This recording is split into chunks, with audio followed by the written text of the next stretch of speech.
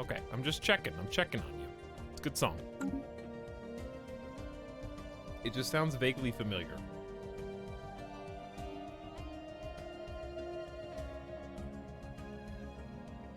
Okay, so check this out. Game's still running. I'll let you know. I need a hotkey for this. This is Dwarf Fortress. So they pushed this update a couple days ago. One of the things we've been working on recently is updating the world map. As with almost everything in classic Dwarf Fortress, the world is displayed in ASCII symbols. It looks like this. I only installed Dwarf Fortress once. I attempted, and I was just like, nah, it's okay. I'm sure you get used to it, but I was also just like, And I know you can install packs, but yeah. This particular world is medium-sized, 129 by 129. Currently, you can make a large world 257, down to a pocket of 17 by 17. If you haven't played before, you can probably tell what's water versus land, and the top is icy, and maybe some trees in the deserts. However, some of the other symbols are likely to be more difficult to distinguish, or maybe look unreadable. So yeah, here's the ice. Sure, water. Land, desert, I guess is yellow. Maybe a tree here or there. Here's the new map. I wish I could, can I blow this up to make it bigger on the screen? Because that's like hilarious. The image is larger and square since we've moved from 8 by 12 to 16 by 16 tiles from ASCII glyphs.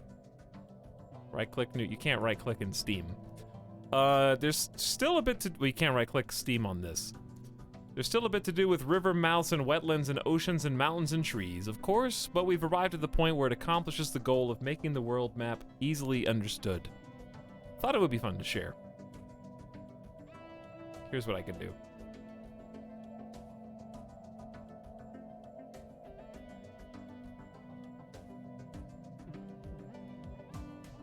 Here's what I can do.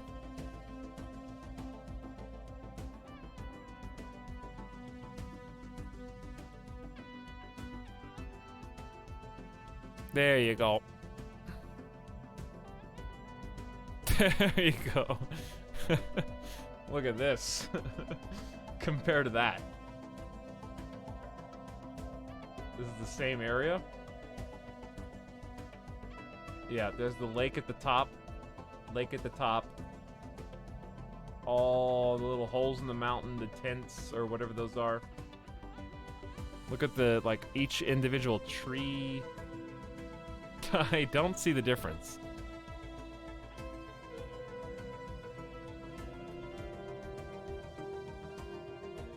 But I'm trying to put some other stuff two and two together. I love that you can just see the forests. Like, in my mind, I couldn't see that that was a forest at all. This looks like some kind of marsh. I guess it's a little bit teal. This is like a little teal line. That's just a little river, I guess? River line? I have no idea. Anyway, looks incredible. Really, really amazing. The fact that it's square by itself instead of this rectangle. I think the fact that it's... Oh, how long has this been? That didn't even make a noise. God, I hate that. Okay, anyway. What? Caravaneers. An urgent missive from Rock of Ages explains that a number of now former members of the Drul Perfin seek political asylum on the planet. The local admin has seen fit to pass a decision of what to do with them up the chain of command. I guess? I don't know why. We do have a housing for them, we just didn't have any jobs.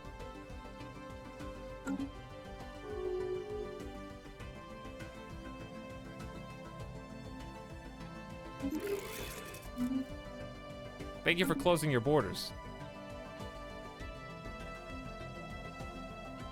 How many people hate the new map because it's not old or a real Dwarf Fortress? I'm sure some people do, but most people like it. So many Zoomers are gonna hate this new update. I think the Zoomers are gonna love it. The Boomers are gonna hate it.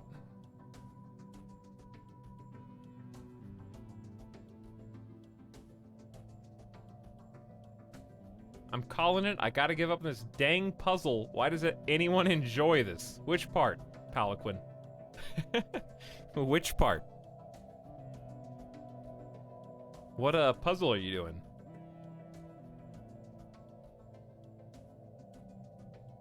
But yeah, Old Dwarf Fortress isn't going anywhere. That's true. This is the Steam-specific version. Also true.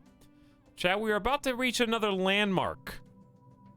2475 means there's only 25 years left. We're getting there. Oh. Due to a major clerical error, parts of Quartz section on our ring world have fallen behind to infrastructure and maintenance. We got a strong community. Help them recover. They'll be fine. They're good, dude. Speaking of, here are all of our ring worlds. We may need to increase a little bit of what we got going on there. 24 days and counting. And then it's time to watch a clip. It's a jigsaw puzzle. I decided to customize one for a friend. I didn't think much about the fact that I have to do the puzzle first. Oh man.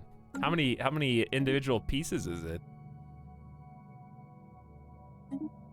Congrats, try way too hard, leveling up to level 8. I am the Senate. The sole seat on the Galactic Council belongs to me. And at this rate, it will never be undone.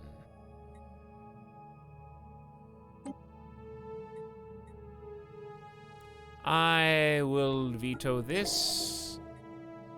We don't need to repeal major economic sanctions. If you're in breach of galactic law, perhaps you should change.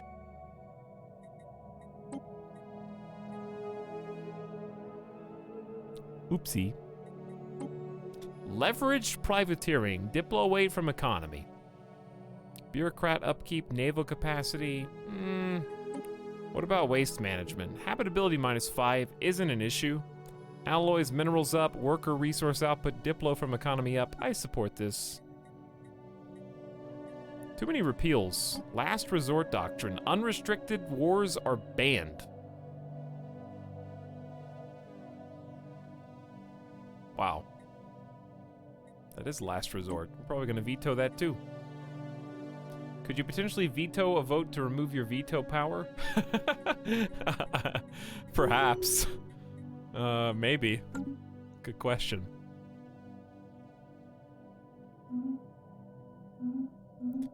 All right, we have a clip to watch.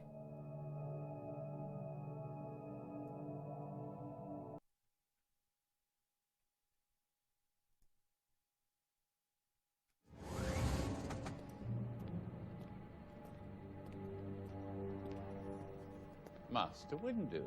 I take it General Grievous has been destroyed then. I must say you're here sooner than expected. In the name of the Galactic Senate of the Republic, you're under arrest, Chancellor. Are you threatening me, Master Jedi? The Senate will decide your fate. I am the Senate. Not yet. I am the Senate. All right, it has 1 million views. How could I have known it was a meme video? It has 1 million views.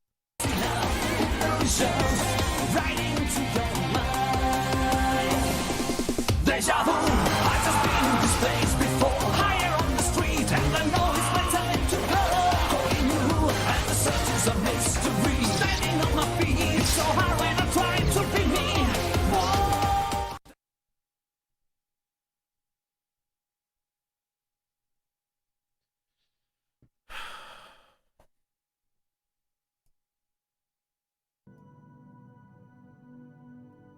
I would love to just watch Star Wars. All of them. You know what? That's why, that just makes me want to play SWTOR even more than I did before. Even more. We talked about that, right? We did talk about that. I want to play SWTOR on stream, dude. How are you guys even getting on this planet? We'll never know. Rocky Road, you'll be fine. Now, what to do with all the ring worlds? Hey, you ever been a galactic spacefaring empire built a ring world for fun? You don't even need it? Yeah, me neither.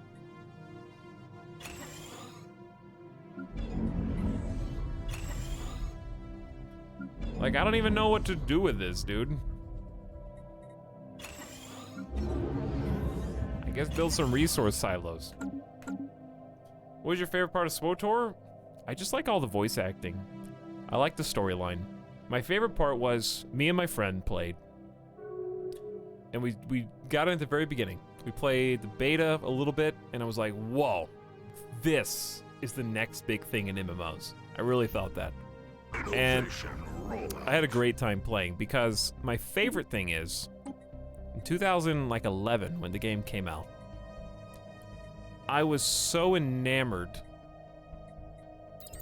with the fact that we could share each other's stories. So not only was the whole campaign, the whole storyline of every planet voice acted, but in a party, in a group, we could do every side quest queued up at the same time, where not only did we hear the quest being given to us simultaneously, but we got to see each other's characters respond with whatever voice line we chose to that quest, and I could sit in on their main class storyline, and they could sit in on my main class storyline. So it was like getting to see a Star Wars, it really felt like a Star Wars movie that we were controlling.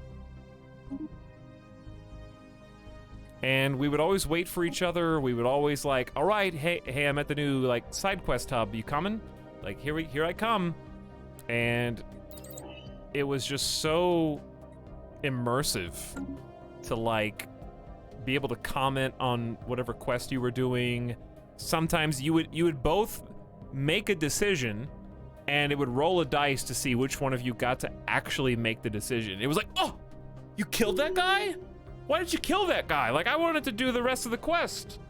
And I loved that aspect. Unfortunately, they had some troubles and ended up going free to play and stuff, but I think it's still a fun game.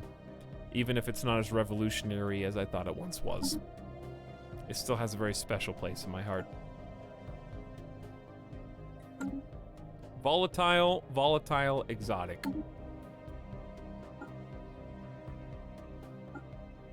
Sure. Me and my friend are doing that right now. I hope you're having fun.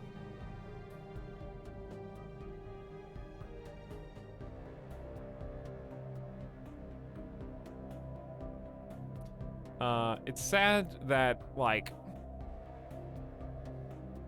I really think to some degree they succeeded in making the, like, a good sequel to Knights of the Old Republic. The problem was the people that lovingly made it a compelling storyline for various classes. They did a good job overall. There's a couple noteworthy weak storylines, but when you have to make 8 different class storylines, they can't all be amazing, right? That's a lot of storylines. But the people that lovingly handcrafted those storylines, and the people, let's just say they didn't get to stay on too long. Because, like, when they started releasing expansions, they really railroaded the story because they weren't making enough money to be able to reinvest it in, like, what was that first expansion? The Hutt Cartel? And it was kind of like they kind of took a one-size-fits-all approach, which is what they had to do to survive. Where instead of having 8 individual independent storylines, you've kind of got like one storyline that everyone follows, but they could spend more time on that one. So it became clear that they didn't get to stick around to make it as grandiose and as huge as they wanted to when it wasn't making as much money. And part of that is probably just because they tried to do World of Warcraft combat. There really just wasn't a good way to frame the gameplay of Star Wars: The Old Republic. They didn't have enough money to keep doing 8 independent storylines, and that's a lot of voice acting to do too, because not only is it 8 storylines, but you have 2 different voice actors, a voice actor, voice actress, doing 2 different takes on every single line. So they're still paying and doing all the voice lines, but they can't have, you know, all the twists and turns of independent storylines. So they kind of had to start making money in other ways, and that's where free-to-play started to pay the bills, with people buying loot boxes. Literally loot boxes. And I guess that's how they made most of their money. They tried to get more players by going free-to-play and let the whales pay for their ability to experience the story. I think there's another alternate timeline somewhere where maybe more people played because maybe they chose a different style of gameplay instead of default World of Warcraft combat. But oh well. I still had a good time, and I still want to go back and play it again, because there's something just warm and fuzzy about it. The Sith Warrior storyline had me hooked all the way to level 70. Yeah, I saw the full class storyline of the Sith Inquisitor, and I had a great time just pressing use Force Lightning Zap on any character that I possibly could. It was funny to me every single time, just because of how crass it was. Alright, we're at 2475 and counting. We're on the way, dude. We got 200 days of recess before the next waste management. The storyline, I mean, is great. All the storylines are really entertaining. It's the gameplay that keeps people away. It is very boring, very tedious, and I'm not denying that. But it's easy, and it's basic, and I don't mind. I think if you like Star Wars, you will be able to put up with the gameplay. But the free-to-play model is pretty funny, in that they lock quick bars. You can't have all the quick bars. That's my favorite one. The other ones I understand, like cosmetics, you can't change the color of your costumes the right way that you want. But my favorite one is you cannot unlock all the quick bars unless you subscribe or you buy them off the cartel market. I think that's hilarious. Yeah, I always heard the Jedi Consular story was boring, but they're supposed to be the diplomat. They're supposed to be diplomatic, so it kind of makes sense why they're not as action-packed. The Inquisitor was really fun, though. It did have a boring second act, or was it third? Had a really exciting first act, though. Lock sprinting, max money mounts and stuff. Yeah, but you do still get to see the whole storyline, which is the main reason you should be playing. You probably don't want to just become a raider in SWTOR. You don't want to queue up free to play and be like, you know what? I feel like raiding in Star Wars: The Old Republic. I'm gonna join a guild and be a free to play raider. Should have seen all the bounty hunters after the Mandalorian. I can see that. Have a good night for real though. I'm gonna tank it, dude. Just leave the game running. I've done the best I can to set this up the way it needs to go. We are close to actually integrating the subject. We're 2 years away. 2.5 years away. Are the servers still up? Yeah, the servers are still up. It's worth playing. You just have to... How much do you like Star Wars? If you really like Star Wars, and I'm not talking about like, did you love the sequels that just came out? It's ugly as sin, like graphically very ugly, but like, I'll repeat this line when we actually, I'm gonna stream SWTOR, I think, because I really want to. I'll repeat this line. We're in an interesting time in 2020, where ugly games aren't necessarily a death knell, because only a few people have computers graphically superior enough to be able to laugh at how ugly a game is. I feel like there's a lot more people now that are like, okay, the game's ugly, that means it'll run on my computer. It's almost like a positive. How do the graphics compare to The Sims 3? The Sims 3 is probably higher fidelity. I mean, SWTOR came out 9 years ago, and it hasn't had like a World of Warcraft graphics overhaul and texture overhaul. It just is. But the voice acting is really good. That's not fair. It totally is, dude. I reinstalled it. I've been back in that game world. But the voice acting is stellar, and the storylines are just fun, and it's good Star Wars. It's like a really good BioWare story that'll make you be like, man, how did they go? Like, I would genuinely ask, how did BioWare go from SWTOR to Bionicle? Wait, what's the name? What's the name of their game? I actually forgot. BioWare MMO. Anthem, right? Yeah, how did you go from SWTOR to Anthem? SWTOR has kind of been like a laughing stock, but I feel like it has aged really well. Not in a graphic sense, but like in a... Now... Like, SWTOR was, haha, stupid, everyone hates it, like, BioWare, they used to be so good, all I wanted was single-player KOTOR, dude. And then they made Anthem. And Anthem, like, unfortunately for them, like, I don't care, right? I don't want to be taken out of context. I have no vendetta against Anthem. I don't want Anthem to fail, I want them to succeed. But Anthem was apparently so bad, and so forgettable, and so uninteresting, that SWTOR retroactively looks 10 times better than it did before Anthem released.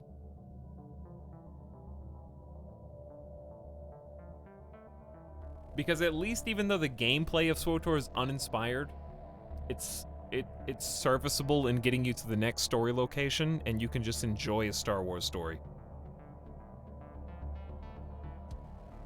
Anthem doesn't have Jedi. Well, the sequel trilogy has Jedi, and that sucked. So I don't think Jedi alone is enough to make a Star Wars thing good. I really think that there are some SWTOR class stories that are just really fun and enjoyable, if you just let yourself get into it. And also, I like the way they do their expansions, where you can play all the expansions in the game if you sub 1 month.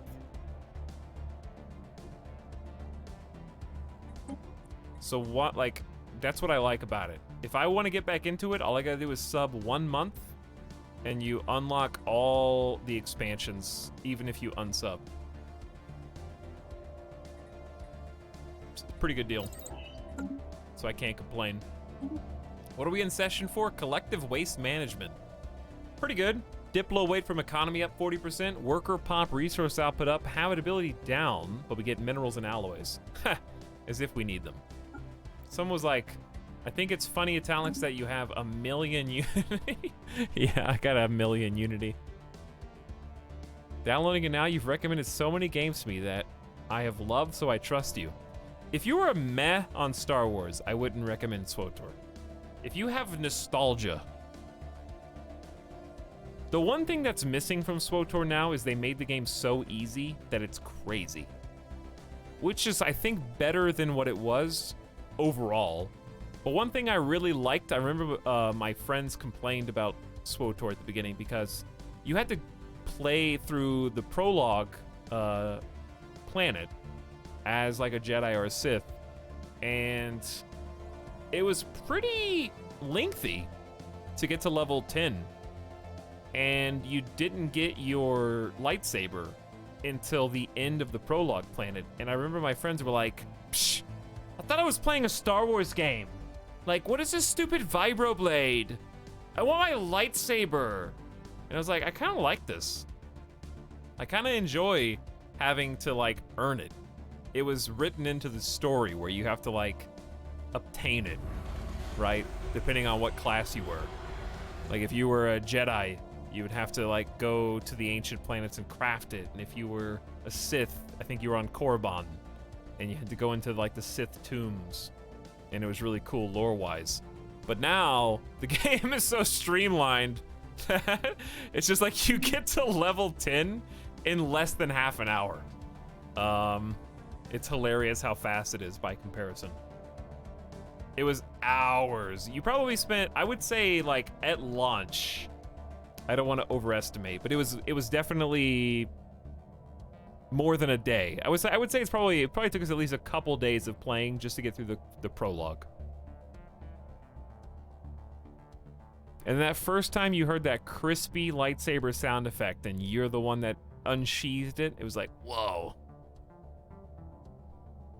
They have double XP right now too. Oh, is that why my character was leveling up so fast? SWTOR double XP. I kind of like want to play without it. I never liked the XP boost in SWTOR because I did enjoy kind of taking my time.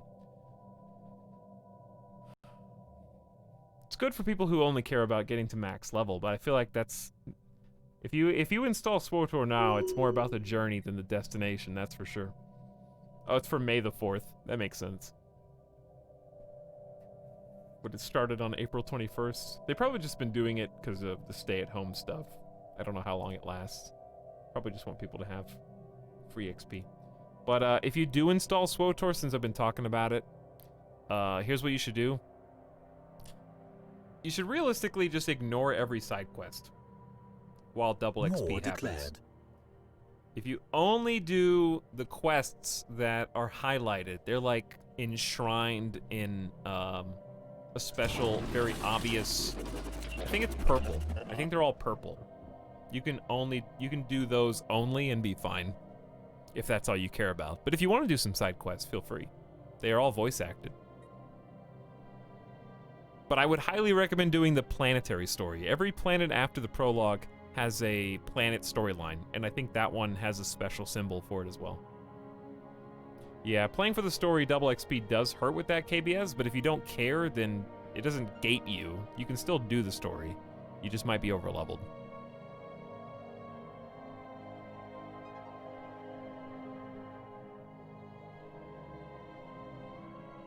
Machine uprising. Don't need to know this. Blah, blah. True.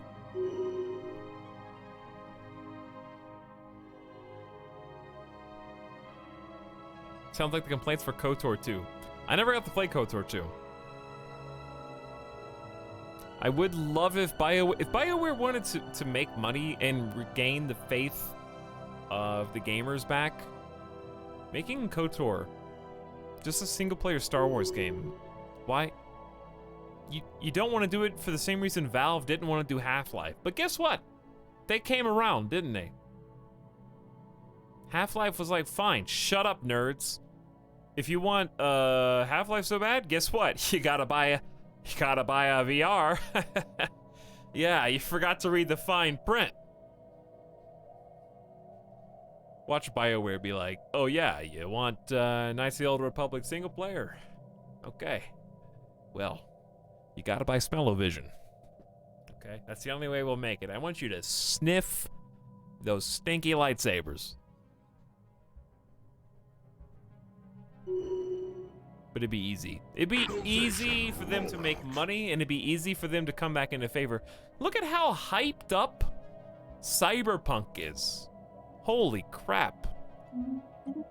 Think about how hyped Cyberpunk is. And now imagine it's not Cyberpunk, it's Star Wars, Knights of the Old Republic. I just felt a shiver down my spine at how much money they would make off of that.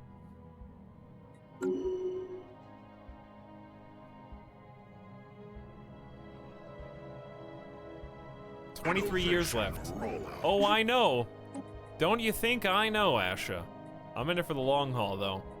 We're just clicking stuff. We're just clicking stuff right now. I have become the Senate. I have also become the eternal leader of the Federation. And at least we have a couple things to look forward to. We have level 5. I'm not gonna read these perks until we hit level 5, because obviously, maybe they should make this a little teensy bit faster. Or, you know, come up with a law that makes it faster, because we're almost at the end of the game, and I made this Federation as soon as possible. So level 5 is quite hard to get. Maybe that's by design. But also, yes, we watched the Star Wars clip. That's what got us on this tangent of SWTOR, is watching the I Am the Senate clip. Because I am the Senate. I am the sole council seat with 357,000 diplomatic power.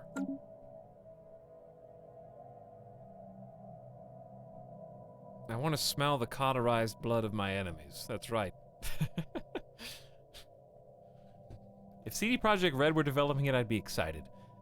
If BioWare was developing it, I would allow myself to get excited. I really think... Let me put it like this. I don't know a good analogy. I was gonna give like a euphemism, not a euphemism. I was gonna give a idiom, but I can't think of one. Suffice to say, if BioWare announced, and EA by extension announced, that they were gonna do a single-player RPG, and it was Star Wars: not the Old Republic, it was Knights of the Old Republic.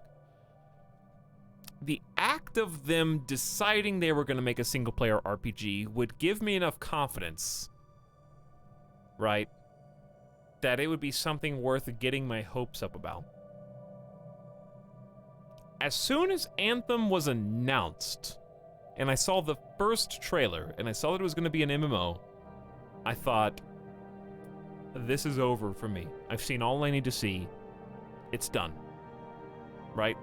But if they announced they were making a single-player RPG, it would show me they had the right perspective on the new game, that I would think the rest would fall in place, if that makes sense. You know what I mean? I don't know how to explain that in a different way that makes sense. Like, your methodology is correct, so I am trusting you to follow through on it. But, like, if they announced something crazy, like the next Star Wars game is a VR game, I'd be like, okay, I will watch at least one gameplay trailer, I suppose.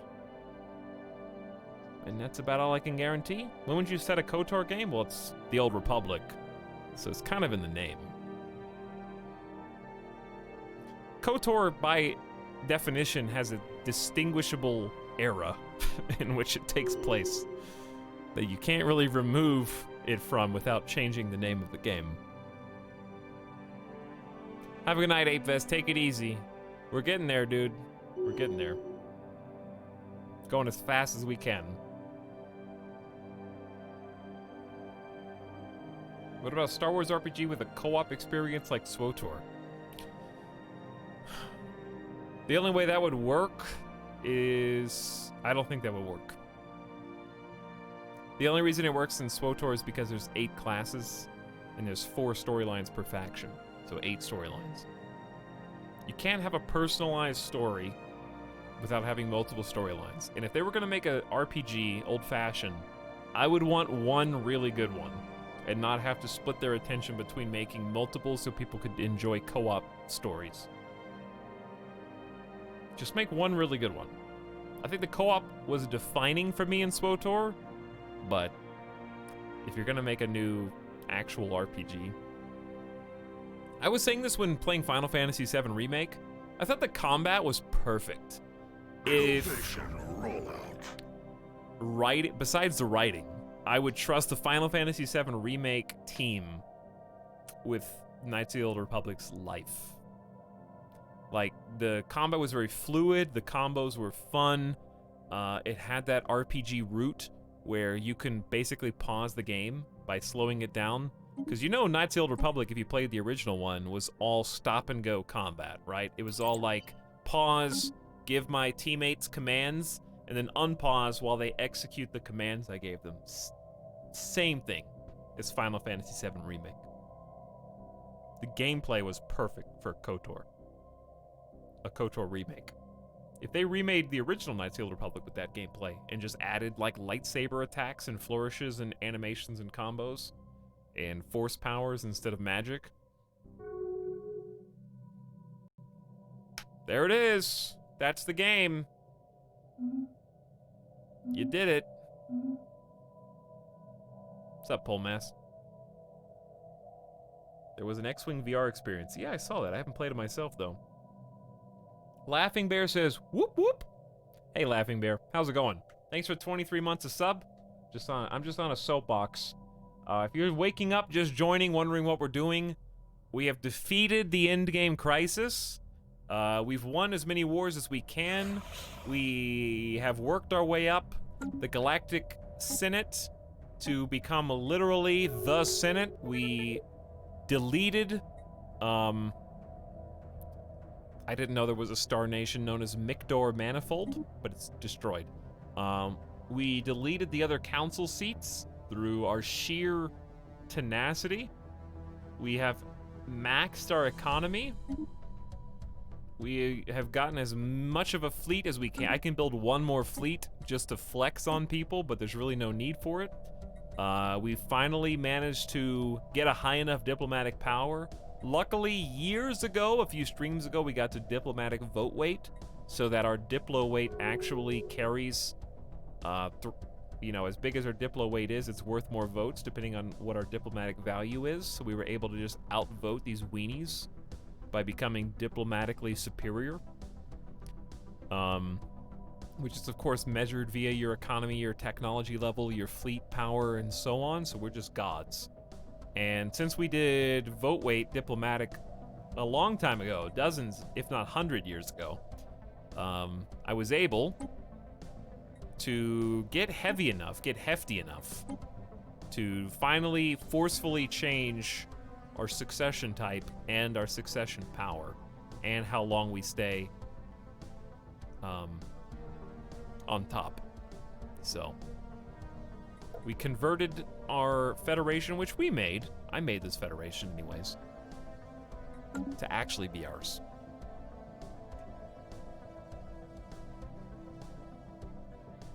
Howdy, howdy.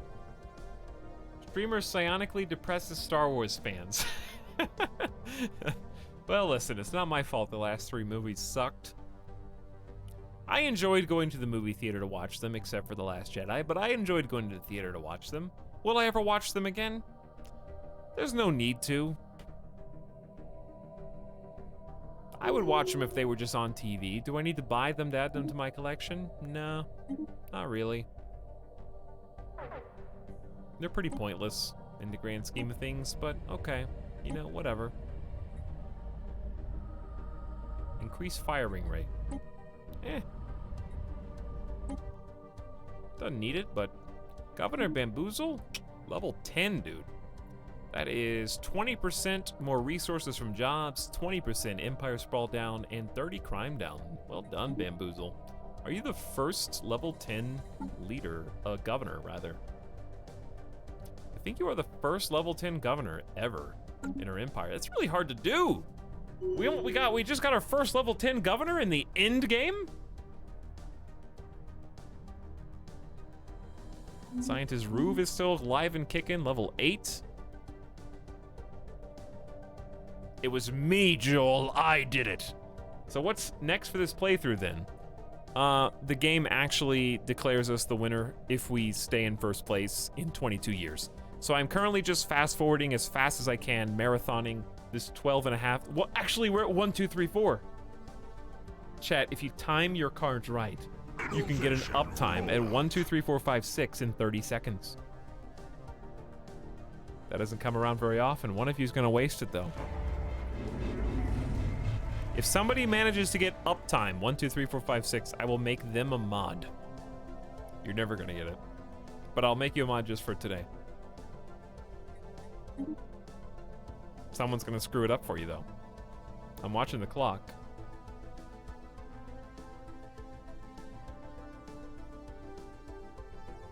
I knew it. I knew someone was gonna screw it up for you guys. Oh no, there's a cooldown on the uptime commands. You fool. Oh.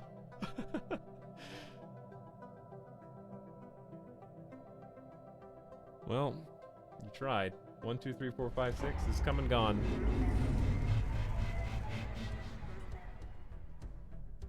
Hubris was our downfall. Stop telling me about crime. There's really not that much crime. It's fine.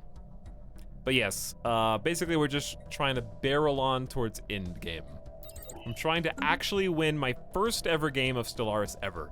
So if you're wondering why I'm still here, why torment myself with 20 more years of gameplay, I have to win. I've never beaten a game of Stellaris. This is hopefully going to be the first. Watch this, though. If you think we're not going to make any more progress, Utkavango, we did go to war with to demand their vassalization. And they've become our vassals. So a long-standing trade partner who turned on us, hated us, and broke all treaties with us long ago, is now going to be integrated over 250 months. How many years is that? Is that more? Is that like after the game's over? Wait a second. 120 months is 10 years. 240 months is 20. Uh-oh. I didn't really think that through. Well, you know it's okay because I got maxed everything. Hey, what's up, Double X, my lord? We finishing tonight? I'm trying, dude. All right, is this for real? There can't be that much crime, dude. Also, how do you guys keep finding your way onto this planet? I genuinely don't know.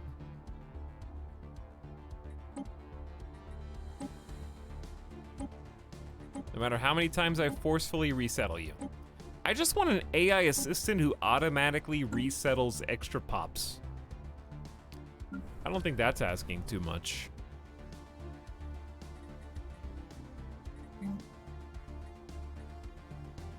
All right, let's go with... Really doesn't matter. It doesn't matter. I'm gonna do it anyway. Do it anyway. Do we have a stronghold on these planets? Nope. You do. How about... No crime.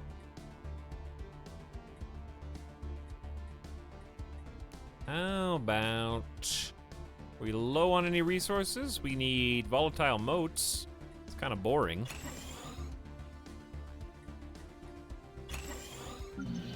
It is see, 13 of you. I've already banned people from like, birthing here. From birthing here. That's something a human would say. All these Tracposians. Polysimus. Oh, I don't want any buildings to collapse, though. True.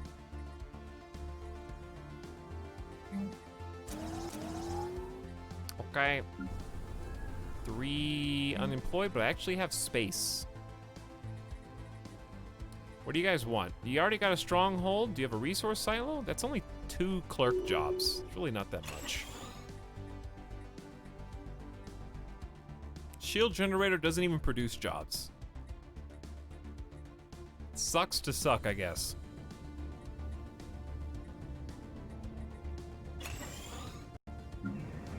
And then Boundary is basically empty as well. Am I in charge of this? I don't want to be in charge of this Gaia world. You do it.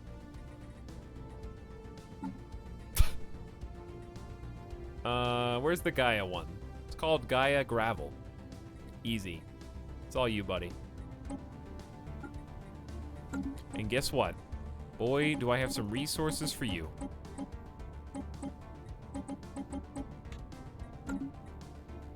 Alright, not my problem anymore.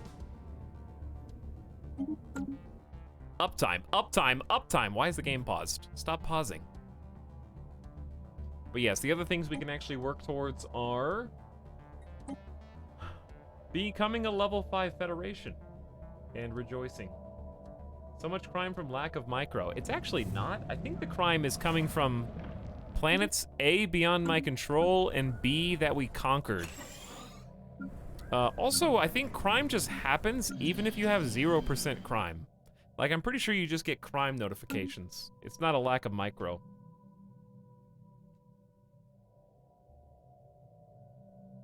I don't think I've ever built a planetary shield in Stellaris. I don't know. I like it for RP reasons.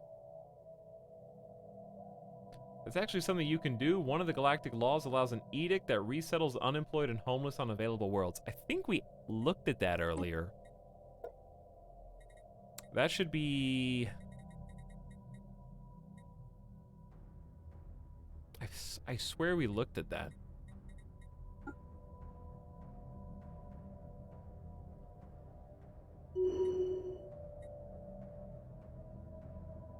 Maybe we already have it. Greater than ourselves.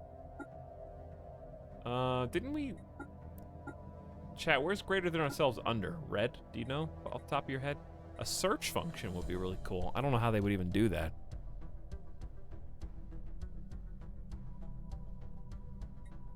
Do you guys know where it is?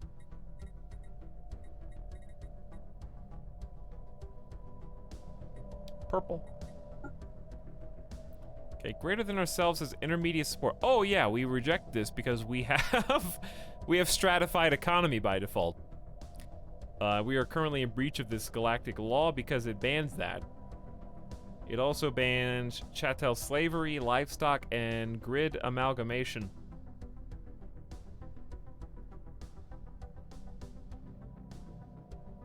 But yes, it has unlocked an edict that encourages unemployed workers and simple drone pops to voluntarily resettle. True. I don't feel like breaching galactic law though right now. I got some good news. For those of you troopers out there, guess what?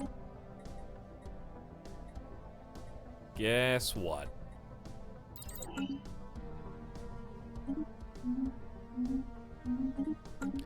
It is now 2480.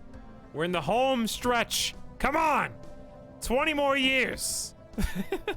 20 more years under the all-seeing eye of God Emperor Ron doesn't care. He's gotten us this far. Don't you think he can get us a little further? The law is useful for empires that aren't allowed to force pops to resettle. I can see that. Kuritaka, you don't have to tell me, okay? I've been here the whole time. Where have you been? I seriously spend like 80% of the time resettling pops in the late game when I'm trying to min-max. Well, that's why if you have max resources, just let the AI do it. The only reason I haven't let the AI do a few of these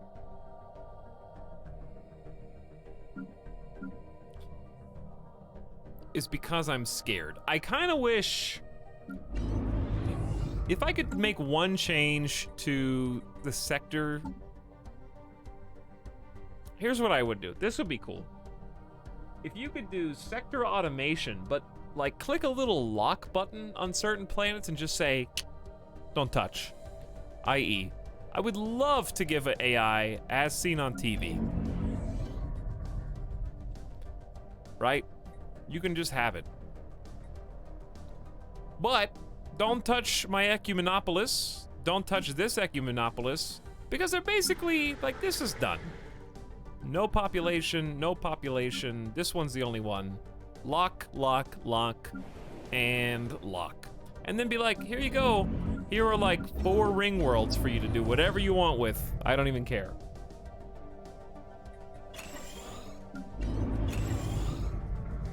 That would be cool. I feel like that would be pretty easy. To just lock those ones in place. And then let the AI handle the rest. In a sector. Because when they're done, they're done. I'm just scared that if I make an AI guy and say balance it, he's gonna change all my buildings. You can set it so it doesn't change what's already built? Can you? I don't know. If you can, I mean, I'm just looking here at what the sector settings say, and it just says stockpile, vassal, transfer, settings, focus. think prevent redevelopment was in the game before. I don't know if it still is. Maybe it is, and it's just a hidden button now.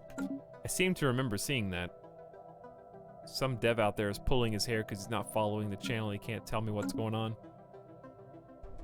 But I do remember that setting because I've seen it before. It might be like a small button that I just don't even know. What was that noise? Was that level 5? That may be level 5.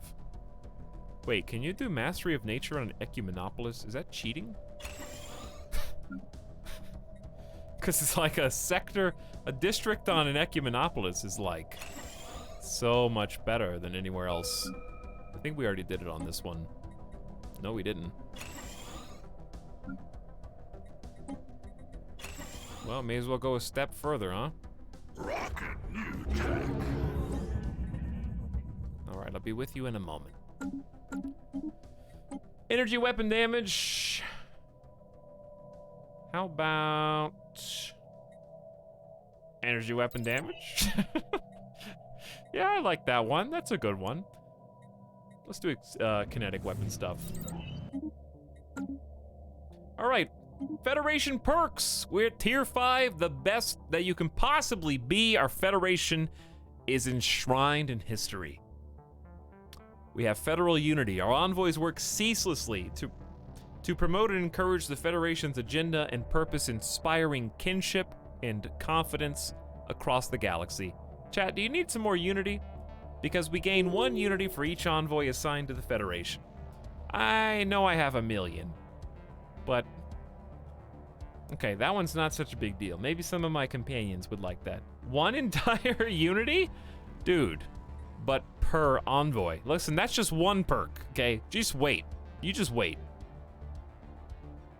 Galactic Peacekeepers. If we intend to possess the moral authority to govern, we need to show the galaxy we have not the will, just the will, to defend it from outside threats, but also the means.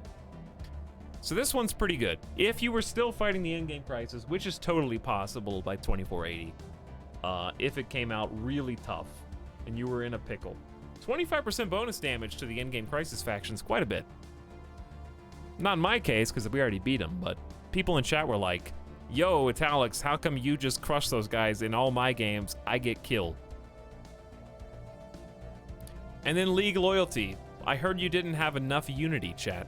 So the president gets an extra 10% to all unity. When one of our own assumes the presidential seat, we all feel a deep sense of unity and purpose in this great shared endeavor. We'll go forward together. But basically it's about galactic peacekeepers, and also it unlocks very high centralization where the president can single-handedly decide to kick members. But what's funny is I'm accidentally gonna vote ourselves back to level 4 through a lack of cohesion. All right, I gotta unpause. I gotta unpause, even if I do these slowly. I don't need any of these. Information quarantine's good. Diplomatic grants is good. Land clearance is good. Gases fuel is good. These are 25 years. These will last us till the end of the game. Go to the market. Chat, can you guys go to the market real quick? I need you to buy me some strategic resources. Thank you. All right, come home when you got everything on the list. Okay, peep over them. I need the Grand Fleet. I need the armor. I need more! More moats.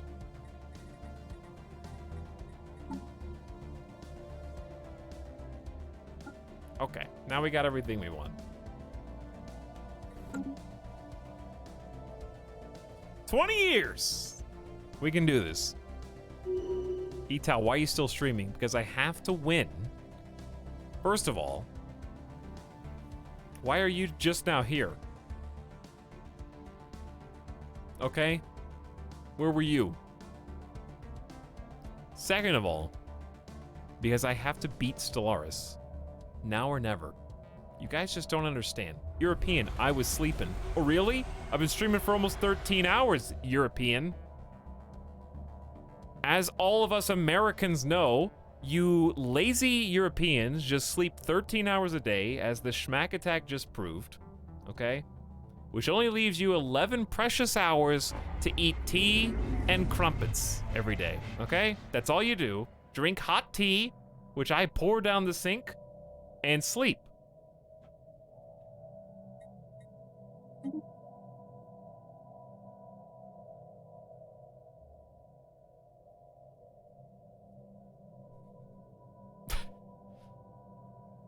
Those aren't EU anymore. Listen, I'm just using it as an abbreviation for European, okay? I don't really care if you're unionized or not. You're European. War declared. Don't declare war. What are you guys unionizing for? The right to sleep more than 13 hours a day?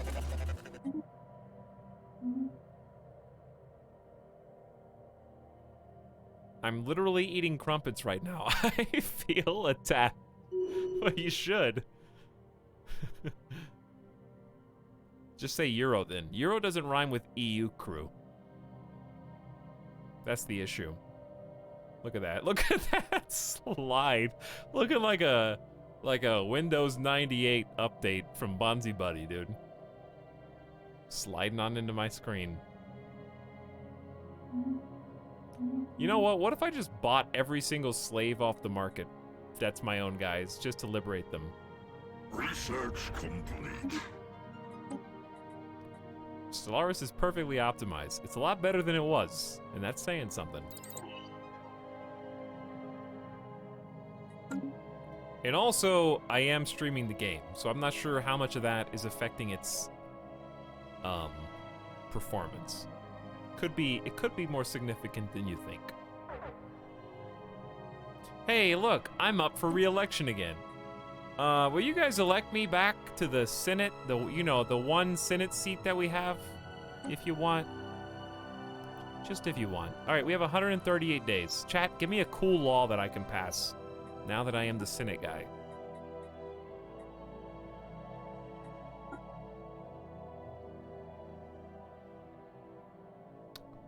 Did you say repeal independent tribunals?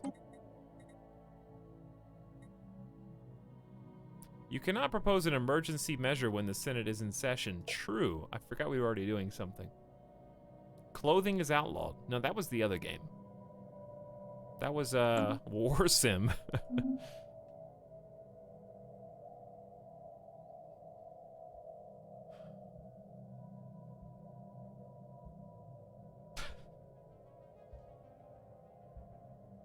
Anyone who is an American is European.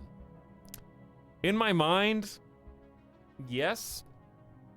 I don't feel like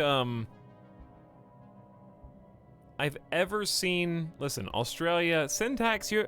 Listen, is anyone out there from Australia right now? Okay? And don't say me, smiley face. Besides syntax squid, is anyone out there from Australia? Right now.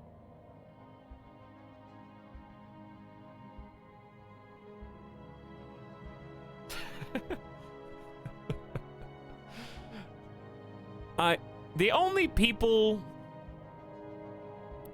Listen, I just don't feel like there's a huge Asian presence because what is the time zone? Asia time zone. Like, what time is it right now in different parts of Asia?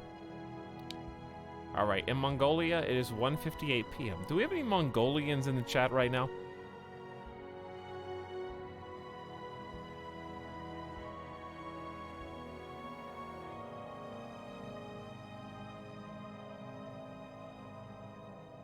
Let's see.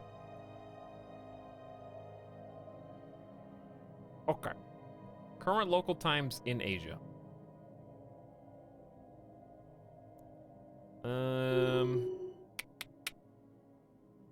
Okay, so in China it's like 7 p.m. in places. Tel Aviv, it's 2 p.m. In Kyoto, it's 8. In Seoul, it's 8. Chat, do we have any Koreans in the chat? or Chinese, Japanese? I'm genuinely curious. Because I really know that I have a big European population, because you guys come in and say, hi, from various places in Europe. Whether you're in the UK, whether you're, you know, Sweden, Norway.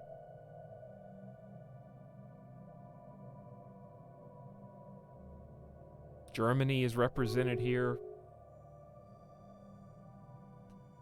What's up, Double X, my lord? Time for the Etalyx census. I know. I wonder if I can find out. So I don't usually refer to people in Asia because I feel like I don't have an Asian audience. Like, not in terms of heritage, but in terms of actual location.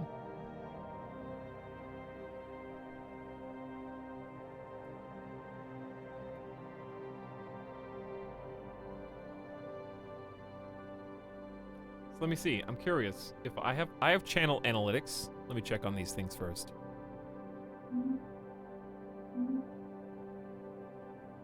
Alright, collective waste management has passed. I like that I'm the only person that can call an emergency council thing. Why don't we just Rocket new tech. call in a few favors? It's plus 61,000. Not quite enough. Rip all my influence anyways.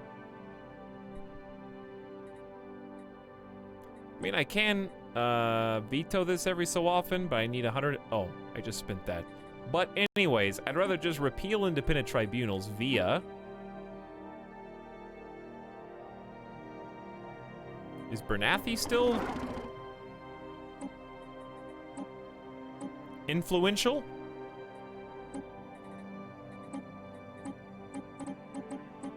Ish.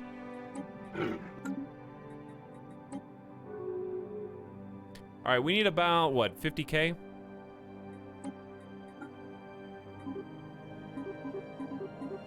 Let's do 61K. Goodbye, influence. All right, bump that up. We got about 600 days. Hey, what's up, Red Stripe Socks? How's it going, dude? Trade offer accepted. Meta Rubik's open borders. We have chosen a new council. It's me. I know you're all shocked. Just act surprised. Please clap. Thank you.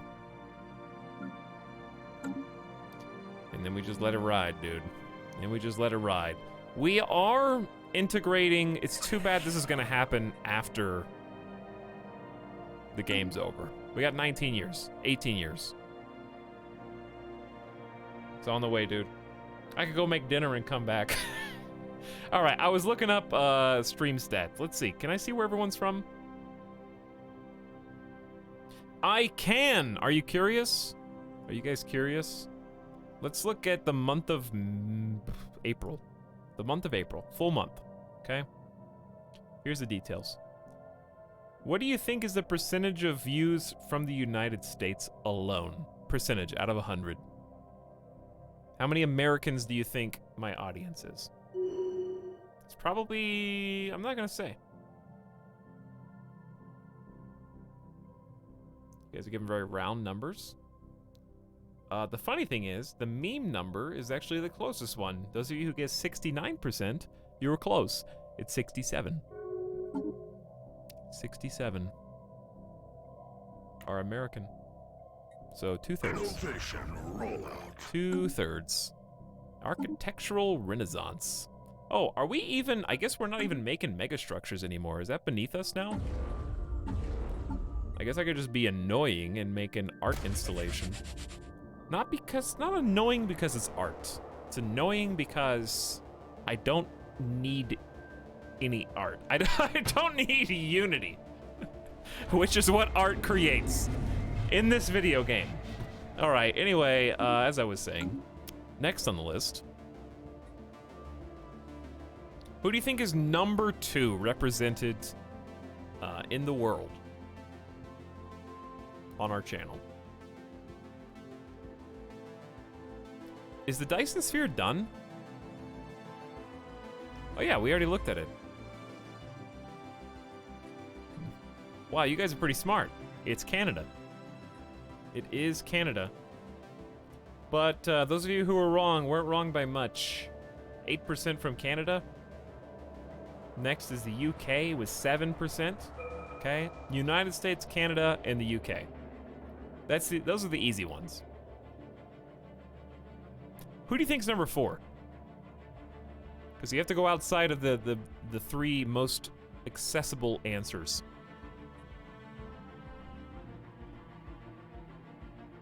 Wow, you guys are really smart. Germany, yeah, it's Germany. How do you know? Can you see this data too?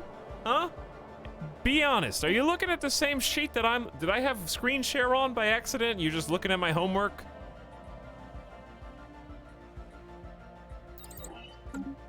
What's going on here?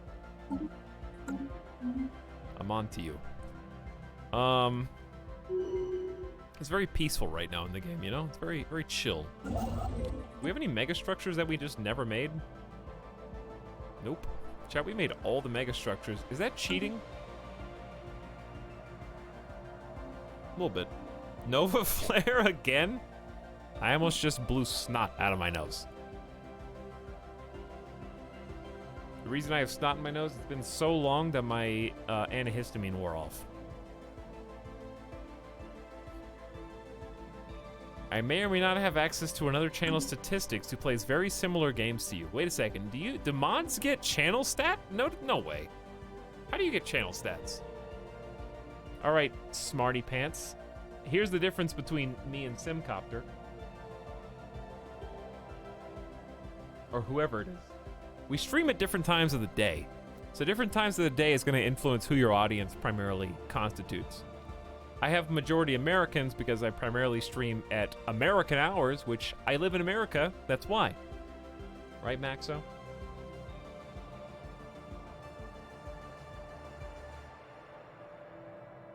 So who do you guys think comes after Germany then? Who comes after Germany? At 4%. Germany's 4%, this is also 4%, but a little less.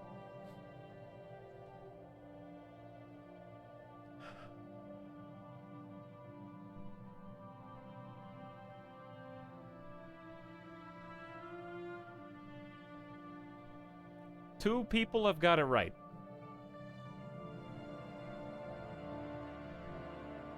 Australia. Syntax, you are better represented here than I thought. That's me. And then I won't make you guys guess anymore, because you've been guessing these same ones, and they're all really close. Then Brazil at 2%, which I have had a lot of greetings from Brazil, but that's really cool. I would have thought Sweden and the Netherlands would have been higher, but Sweden comes after Brazil, then Netherlands at 1%, and then France 1%, and then Russia 1%. I have never seen anyone in chat admit that they were from Russia. I have seen people say they were from France, Netherlands, Sweden, Brazil, Australia, Germany, UK, Canada, and the US. Only Liuda. That's true. Admit. I guess I could have worded that better.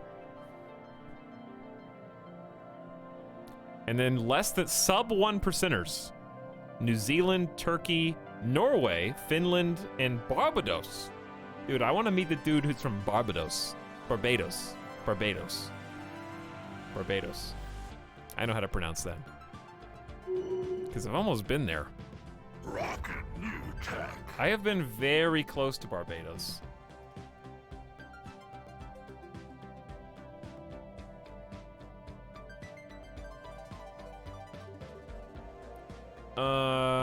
Because I have been to Guadeloupe, I've been to Dominica, I have been to Puerto Rico, in San Juan.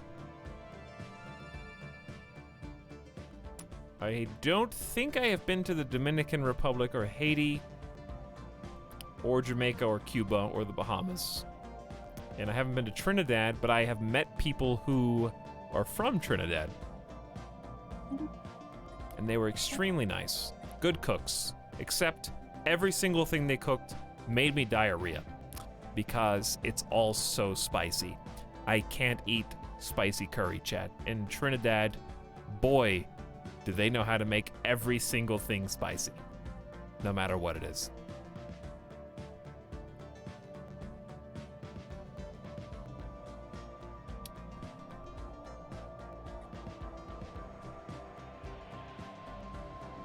That being said, I have had the best fish I've ever had in my life.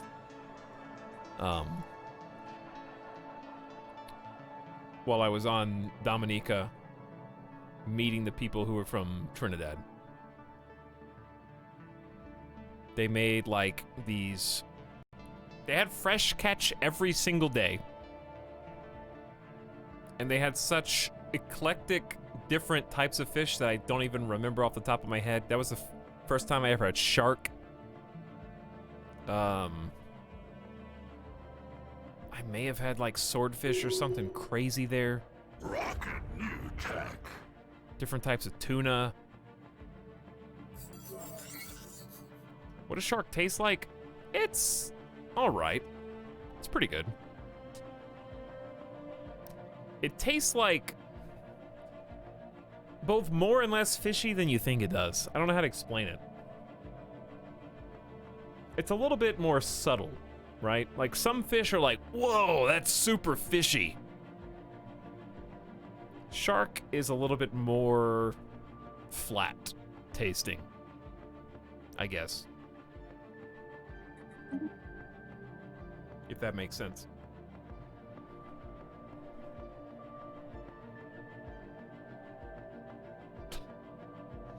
Sriracha, you think they were putting sriracha on stuff? Sriracha's not even spicy compared to what people in the Caribbean use to season their food. Trust me. Sriracha is like, that's good. Yummy. And then the spices that they put on are like, you put spice on your food, they put food on their spice. You know what I'm saying?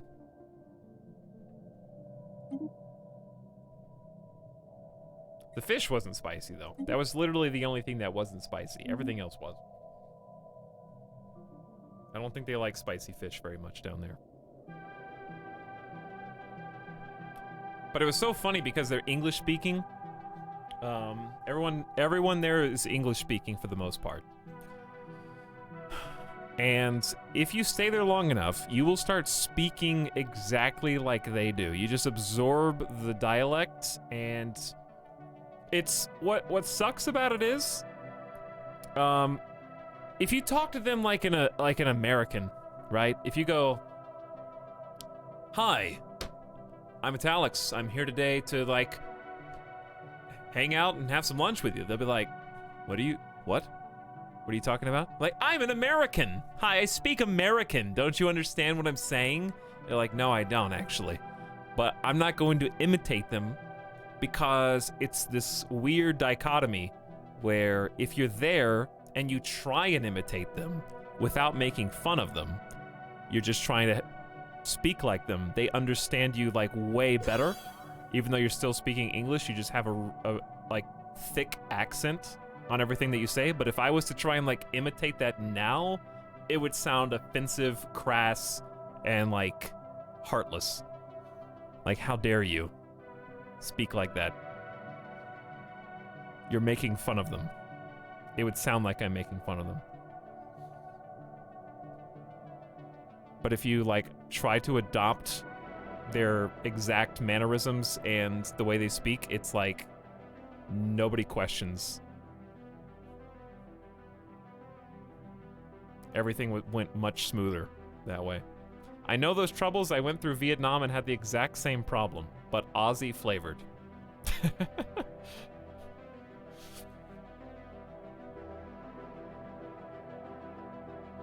But yeah, it's really good times in my life. Met some really nice people there. Had some good food and made some friends who probably haven't, I haven't thought about in years. Where were you, by the way? Well, I just mentioned all the places. Are you talking to me or someone else? Were you there on vacation? Yeah, I was there for like, I was doing a whole bunch of like a 2-week travel, island hopping from, I think we went from,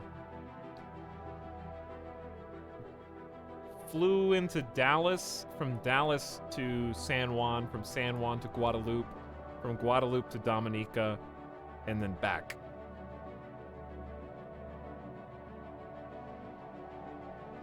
There was like a huge group of us. And we were also there to like help people who were down there. It wasn't like a hurricane relief or anything like that. It wasn't like during a natural disaster. But we were just like trying to almost like a charity thing to support some of the local people there. How old was I? I was like 19, 18, 19. I think it was 18.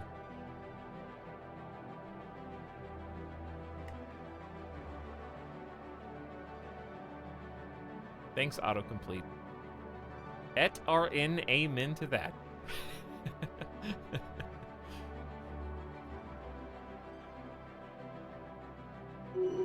I came back to hi, I'm American. I don't even know what those places are. They're in the Caribbean.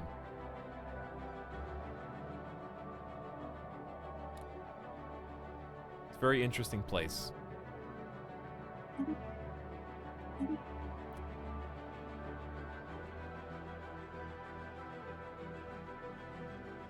Also, when I was 18, I had what I now realize must have just looked very strange and bizarre and distracting everywhere I went. Because 18 was like 2007. So I was like 17 or 18. 2006, 2007. And that was the era. Nope. Syntax before that. Before that. Before that was like right now, right, it's kind of like pushed back hair. But back then it was like spiky, short, gel hair. At 17 or 18. And that was very bizarre for every single person on those islands. That was the 2007 cut. I'm talking about, it was so strange, kids would literally just run up to me and point at my hair. Just my hair, not me. Not frosted, no, it didn't go frosted, thankfully. By the way, 521k diplomatic weight. And they would ask to touch my hair. That's it, that's all they wanted to do. They would just come up to me and ask to touch my hair, and I was like, I guess I'm sitting here. You're already doing it. I was a trendsetter.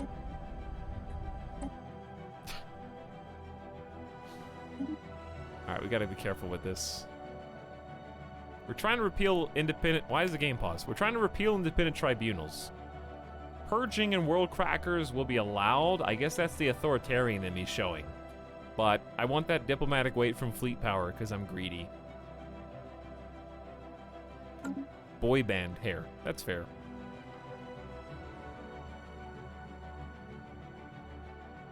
What's up, Crather? Are we there yet? I'm trying, Laughing Bear. I'm trying. We got 16 years left, dude. Yeah, I didn't have any facial hair. So I bet if I had a goatee, it'd be the same situation. I could not grow a goatee at 17. No way. Not even close.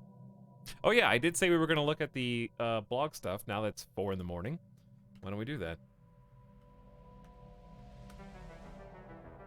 Dev Diaries. They just all do it through Steam now? Research complete. I guess they just do it through Steam. It works.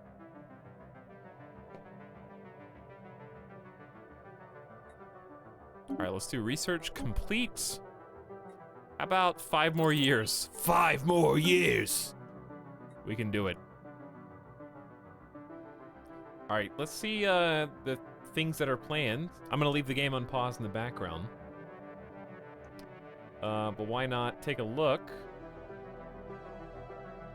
at what's coming up. This is the update from a few days ago. This is, by the way, we are finishing our first ever game of Stellaris, even though technically it's Sunday, and it's 4:20 a.m. right now. On the 4th anniversary, it's Stellaris' birthday. They're 4 years old now. In the last 4 years, in no particular order, they added a whole bunch of new anomalies to explore. We've seen a lot of those. The archaeology system, which we didn't get a lot out of this time, but I still think it's fun and rewarding and interesting. The relics and minor artifacts, leviathans, which we got to kill a few of this time. The job system, which I think is a good change. It just needs a little bit more ease of use in the end game. Not as micromanagey for moving people. Civics and authorities. I can't believe civics weren't a thing now. Traditions and ascension perks. I can't imagine living without ascension perks. We haven't won yet, Moomin. We're stalling right now. We got less than 16 years left. We're just checking out the 4-year anniversary. Hold on. What was that? Oh, we're good. Losing Federation XP. Yeah, we did do that. We did do that. All right, you know what, our galactic community thing? We got so much galactic power, I'm just gonna go ahead and send over the cohesion so we stop losing XP. It's gonna hurt us while we're trying to vote, but hopefully it's fine. We got 1,500 days. Anyway. Whole bunch of new portraits. Oh, big people happy. Added star bases. Again, I can't imagine playing without star bases now. Changed how you take ownership of star systems. I think the new system is great. Hive minds and machine intelligences. That's in one of the DLCs. I forget which is in which at this point, but I know which one it is if I saw it. I know which one it is. I can envision it in my mind. Titans, Juggernauts, Colossus, and Juggernauts. Chat, did you know that there's Juggernauts and Juggernauts? It's a lot of new ships, dude. Reworked the Federations, as you've seen in this game, and I think it's so much more fun with these Federations. The Galactic Community, I've been having a great time with. Becoming the Senate was a good challenge. The new Diplo actions, I think have all been good, like improve relations, or hurt relations, or defensive pacts. A lot more politics. I think the Curators, Artists, and Traders, we've used all of these, all 3 of these. Space combat and balance. I like the extra large weapons. The mega structures, we've gotten to see all of those this time. The game has come actually extremely far. And then they've got the new update coming out on Tuesday.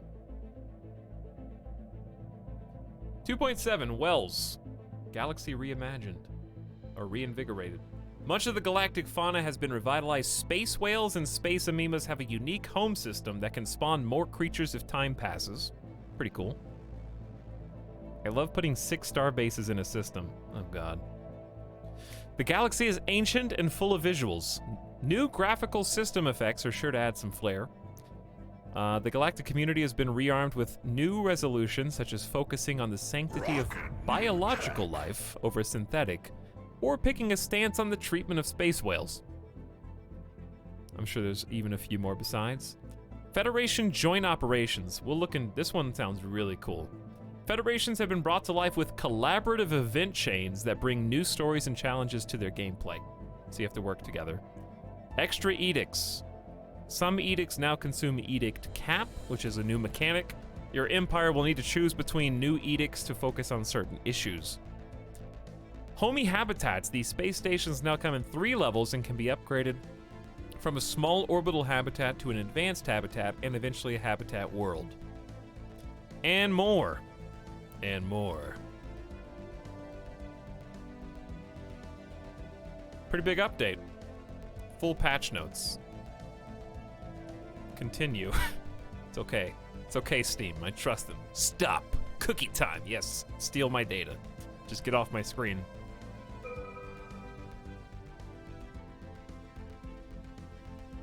Meanwhile, that one. Don't worry, we're almost to the 15-year mark. We can do this, guys. We can do this. Okay, so what we got? Spoiler, full patch notes. You guys got a minute?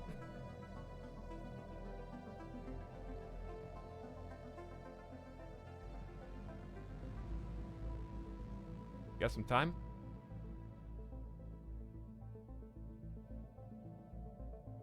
Coming out on Tuesday.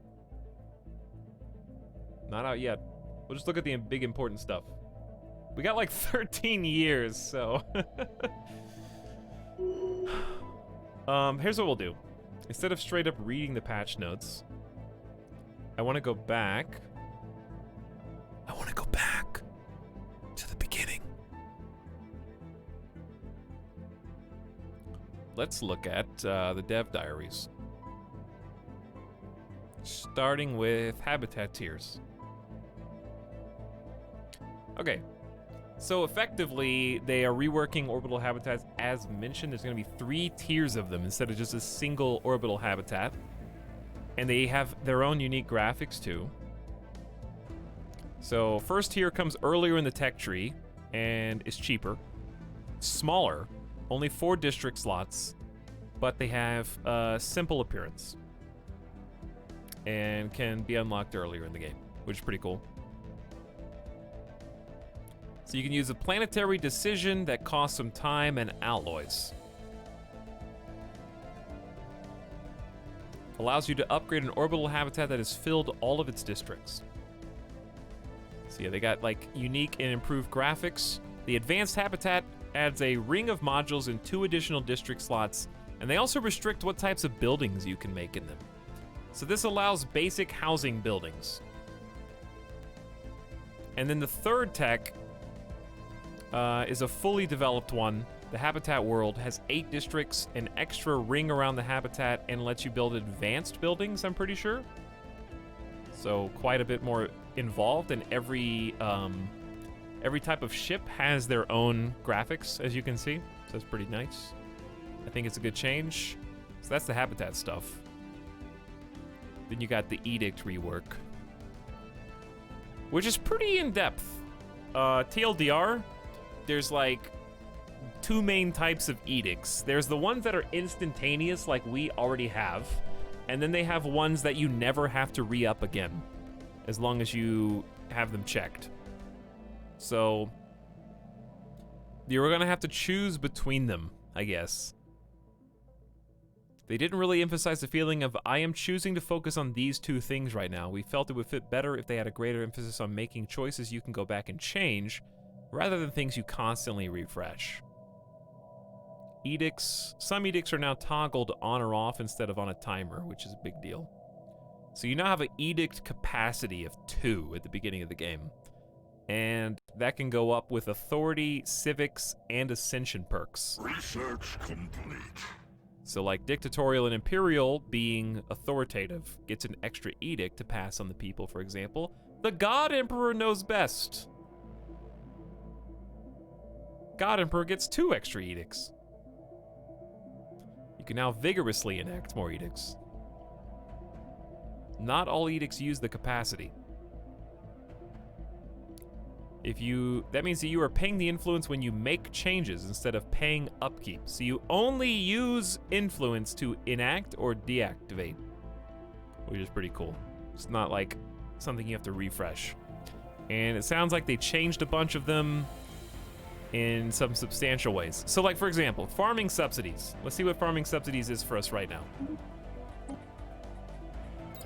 P.S. We're T-minus 15 years until the end gates. I can see the light at the end of the tunnel, dude, almost. Alright, so right now, farming subsidies is 20% more food. Okay. For 180 influence till the end of time. Pretty basic. So one of the changes is, this lasts until canceled. You never have to re-up it. Increases the upkeep of farmers by 0.5. So they're more expensive now, but you still get the 20% food, but you don't have to pay influence more than a single time ever, unless you want to turn it off. I see the Dwarf Fortress page. Yeah, it's there. It's still up. Beautiful Dwarf Fortress.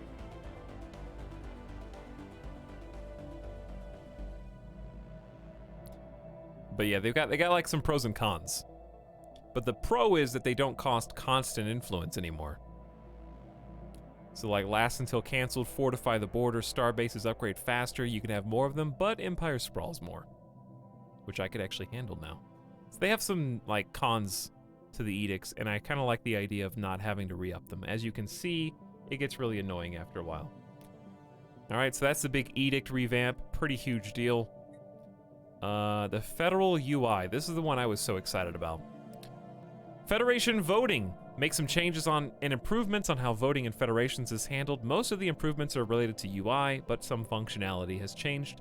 You can use favors to increase the acceptance chance of your AI-controlled federation members. Oh, how I could use that. AI acceptance is changed, so it's transparent and consistent with other features in the game, i.e., militaristic empires or honor-bound warriors or federation builders will be more likely to accept higher fleet contribution laws. Because warriors and militaristic empires want more fleet power, right? That was the sound of Model 16 making a strategic coordination center. If you were curious. Generally speaking, the best way to pass new Fed laws is to get federal cohesion to 90 or above, then suggest a change. So if you don't have 90 or higher cohesion, you get a 50 debuff to their acceptance. That makes sense. When it comes to suggesting changes, the AI will not attempt to suggest changes very often, unless they're the president. Which, of course, is what most people would prefer. Speaking of Federation, we got back to level 5. And it's pretty much exactly where we want. So cohesion right now is only plus 1.15. I don't know how they're gonna change this number to be over 90. So maybe this is 115. I don't know how that's gonna work. We'll find out. Instead of minus 50 base, minus 50 base, minus 50 base. So you can see like minus 50 base, sure, but they're positive, plus 26. And if your cohesion's higher than 90, probably positive. So if your cohesion is good, it won't be a negative 25. AI will generally not want to increase centralization unless cohesion's above 90. And it multiplies their acceptance chance if it is. The UI for war declarations has a facelift. It's clear what war goal is being used, and you can see the summary of the target and who their allies are. This should make it easier for you to decide if you wanted to go to war or not. So here's the war target, here's their ally, here's what we're going to war for, very clear. Whenever a Federation law has been voted, you'll get a pop-up that informs you what the results of the vote are, and how your allies also voted. So yeah, remember how many times the pop-up for war happened? They voted yes on a war, and I was just like, we're at war? Oh, I guess we're at war. So there's actually a recap that shows you how everyone voted, and maybe even why, on everything, which is awesome. Research complete. And when you unlock a new Federation level, there's a pop-up. Joint operations sound really cool. This is one of the things I'm pretty excited about too. Governor Baga, level 8. Congratulations. Well done. Maybe you get to level 10 before the game is done. Still on pause, by the way. Believe it or not.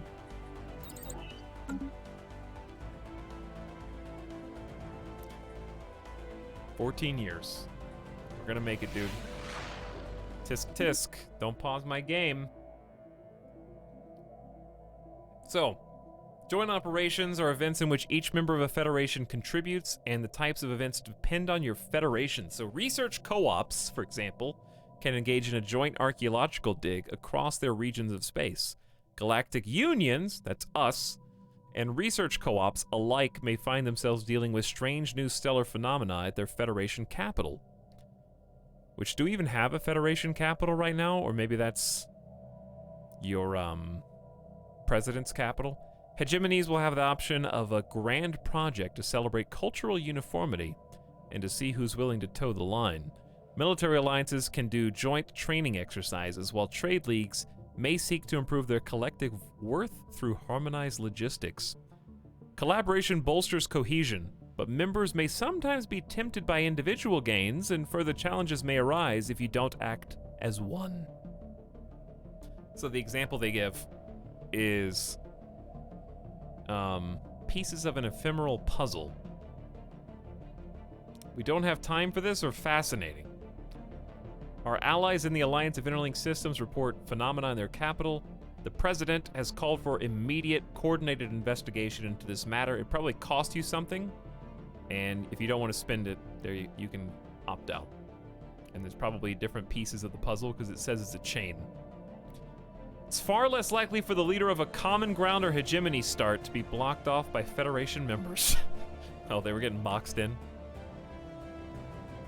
And so you got all that packaged up in the anniversary update, which is pretty cool.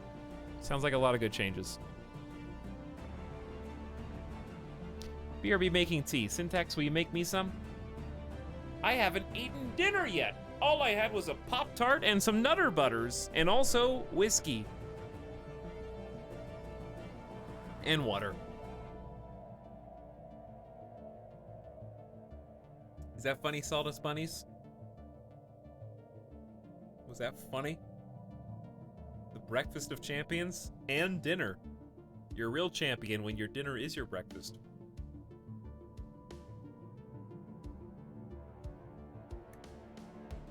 I like that edicts are now viable in early game when influence is arguably the most important. That's true.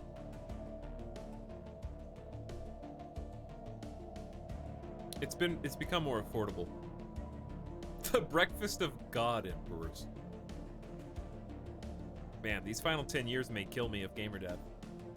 I may die gamer death.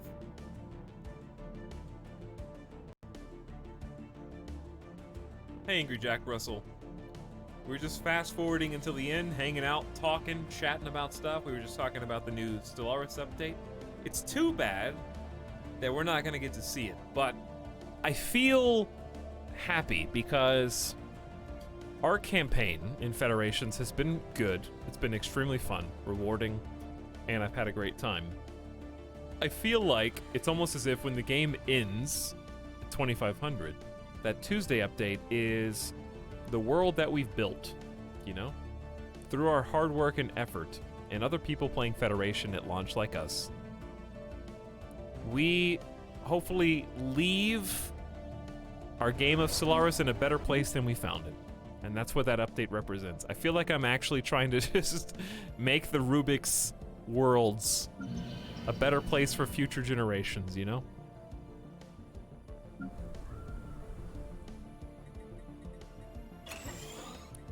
That's how it feels.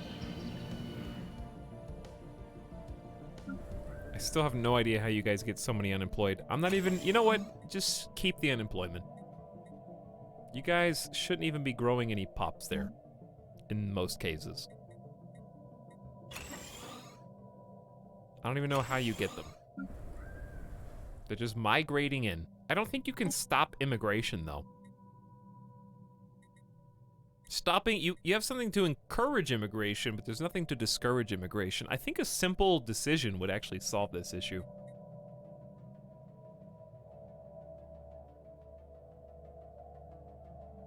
One little decision. 69 people here and 6 jobs? What happened here?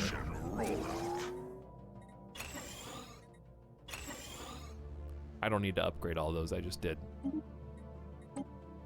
Why not?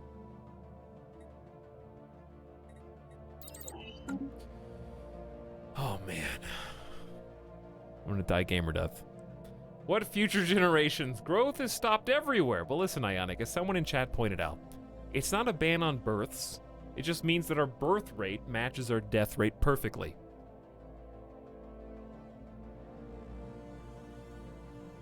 It's a pretty galaxy and you're doing well to dominate it with such a small but high section of turf.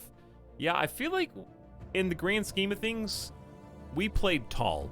I've never tried playing tall before. Teching up, the Ecumenopolis, the Ring World now, all the, I would say early to mid-game habitats. This is playing tall. We went to our natural borders, we stayed there for a majority of the game, we never expanded. We won the game by building tall. I've always seen tall versus wide, tall versus wide. Wide is better, wide is stronger, tall is fun. But I never played it. So it's been a fun experiment to like go pacifist for almost the entire game, like 82% of the game. Bust out the fleets at the last second. It feels very rewarding. Because our plan worked. Almost flawlessly. We didn't lose a single war. We allied with the right people at the right time. We even bribed people not to go to war with us. Tall is great, you just end up rising from nowhere. That's basically what we did. We, over the last 2 streams, kinda took the Galactic Council by storm, and now I sit in the Soul Throne.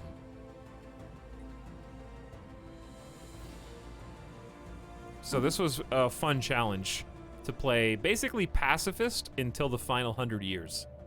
So we played 200 years pacifist and then like 100 years of some war, but mostly wars of ideology. We didn't really conquer anybody, per se. We're on the cusp of incorporating the Utkavango, but we're not gonna really see it. You never took out Utkavango? How does it feel to be a chump? Great Trisket. I don't know, you tell me. Because they are currently bending the knee to me and also being integrated into our empire over the next 15 years. As we speak. So let me know. How does it feel to be a chump? I was playing a tall megacorp in my last game. The whole galaxy got destroyed by early release Grey Tempest, and now it's just me and one other empire left.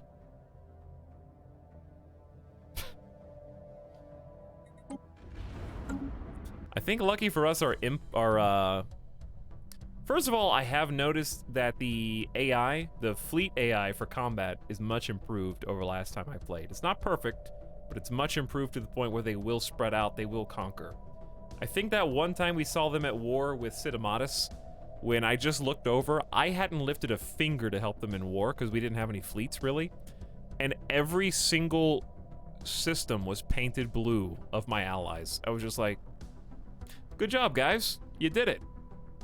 That's when I was like, okay, I guess AI is pretty good at dividing, conquering, and figuring out where choke points are and stuff.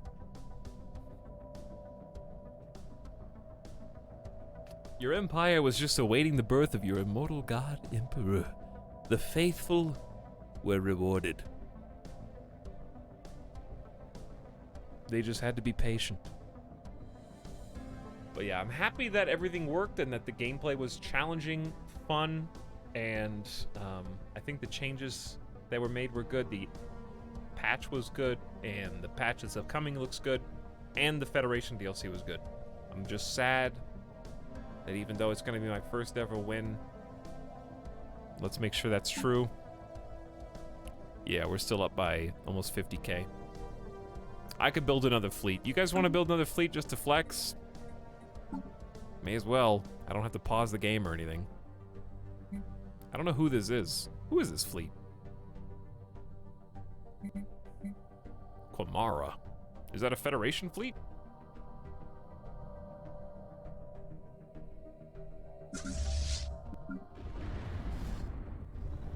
Yeah, this is a Federation fleet. You know what? Just upgrade these.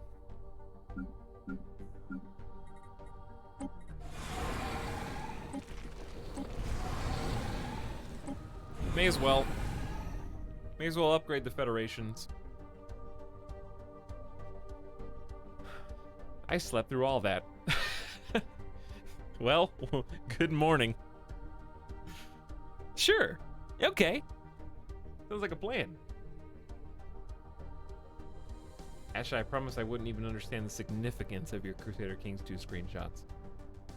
That's how much I don't know about the game. I have a game at 2440 that I'm completely dominating but didn't finish.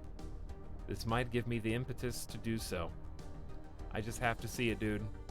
I didn't come this far just to turn around at the finish line and say, well, yeah, I would have beat those guys back there. Now or never. This may be my only chance. Listen, consider this. I am 31 years old. This is gonna sound crazy to say. I'm 31. For 4 years, I have owned Stellaris. Okay? Nearly 1/6 of my entire life. Not quite.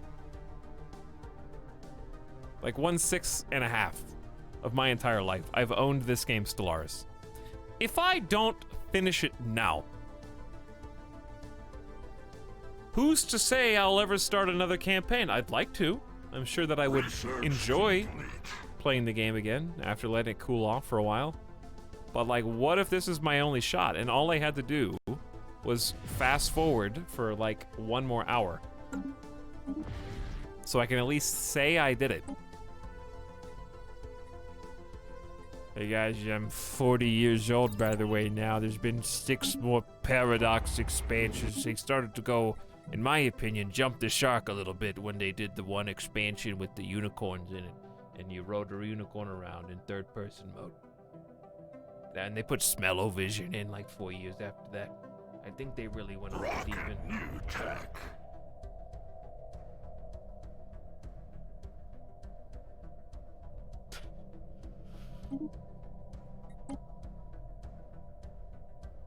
Dude, what about Stellaris 2?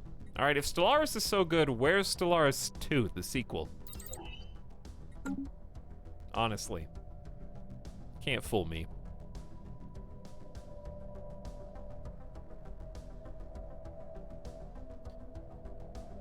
Listen, people kept saying the game was too micromanagey, so for their 8-year anniversary, they decided to make a mode where, just like in Star Sector, people in chat can come in and say, just let the AI do it. They'll show you how to do it, just sit back and push the AI button. They want the whole game to play like this. You start a new game at 2200, you press unpause, and you don't even have to micro anything. Just unpause and let the AI director handle it, and you just sit back and watch.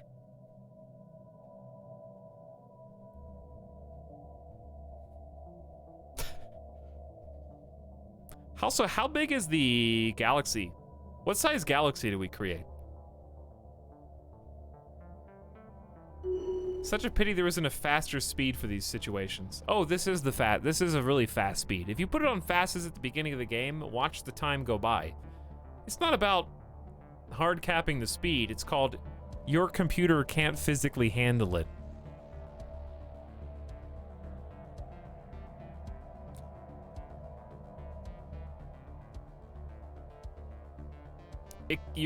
My computer can't go any faster than this.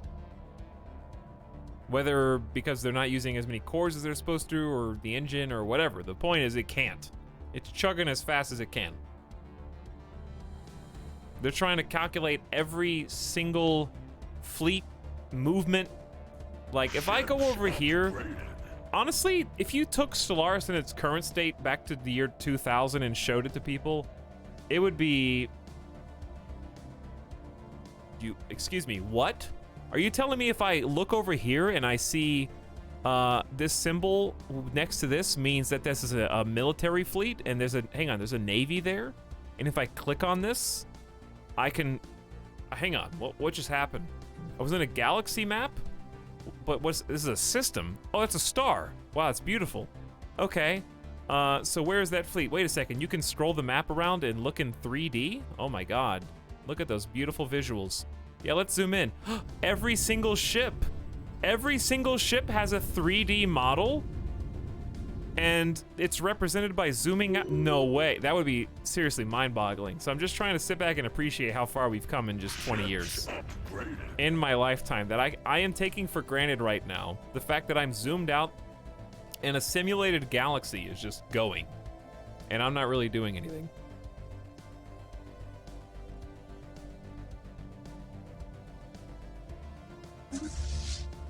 Like that alone, even though I'm not playing, because I don't have anything else I need to do, is actually incredible.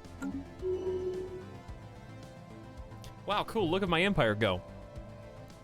A voice-activated game.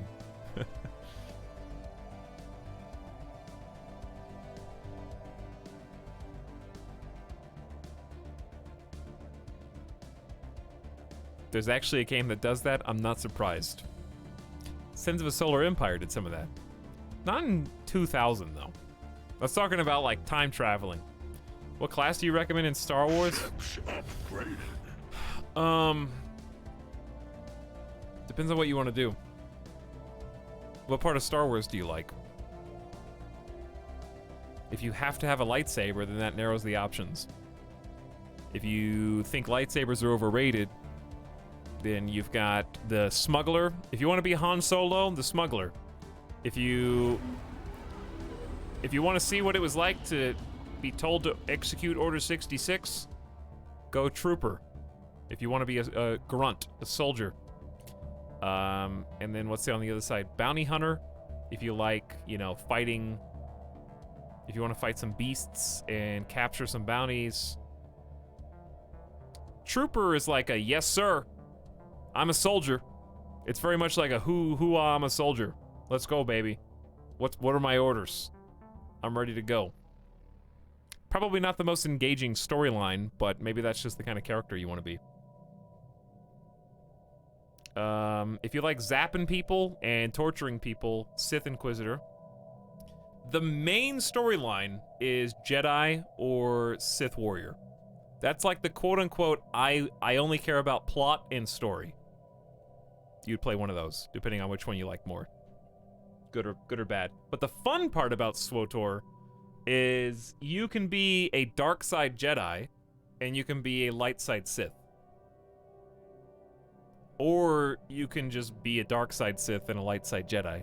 You can be gray, but it kind of punishes you for being that, but I don't care. I just do whatever tickles my fancy at the time. Would you like to be a warrior, farmer, hunter, miner, or chef? Definitely chef in Dwarf Fortress.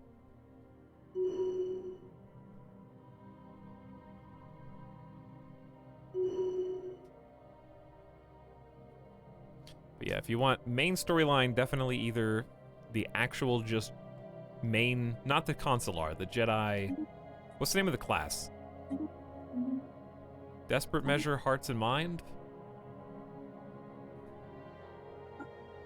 There you go. Also, I think I hear something. I think I hear it started over. Let's go down here.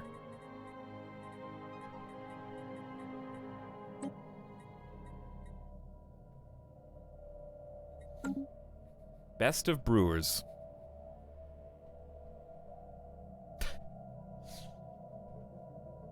If a Jedi tries to reflect a real bullet, he'll get a bunch of shrapnel in his face. Will he? I feel like the beam of the lightsaber is wider than the bullet, depending on caliber. So wouldn't it just... If a lightsaber can cut through thick metal doors and walls and just delete the material, wouldn't it just delete the bullet? I don't think it would split it up into pieces.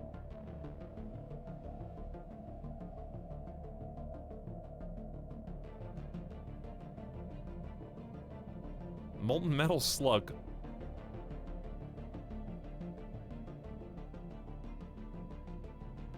Hearts of Iron? I've played Hearts of Iron for like a few campaigns. I don't really know much. I'm not really very good at it. I don't know a lot of the history of the era. Hey, we repealed that little piece that we were trying to repeal, and as a result, I should have, yep, 400k diplomatic weight. No big deal. I'm just trying to swing this gut of diplomatic power around, baby. Okay, what next? Do I want my economy power to go up and lose naval cap? Nah, that's okay. Let's try and continue the deal. Has it been 10 years already? Repeal Astral Studies. Repeal the 5-year plan. Now, these are all good, dude. Why are you guys trying to repeal all these?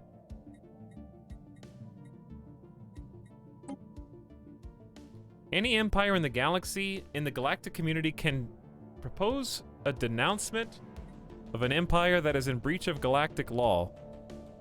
Animosity, casus belli, and humiliation war goal can be used by empires with unrestricted wars if you've been denounced. Diplomatic weight from fleet power up 80%. Yeah, let's cause some chaos. Let's get the castigation proclamation. I love that my vote instantly makes it the 4th highest one. I could just call an emergency measure, just for fun. Why am I at 0 info? Oh, because I'm integrating a subject. But still, did our edict run out?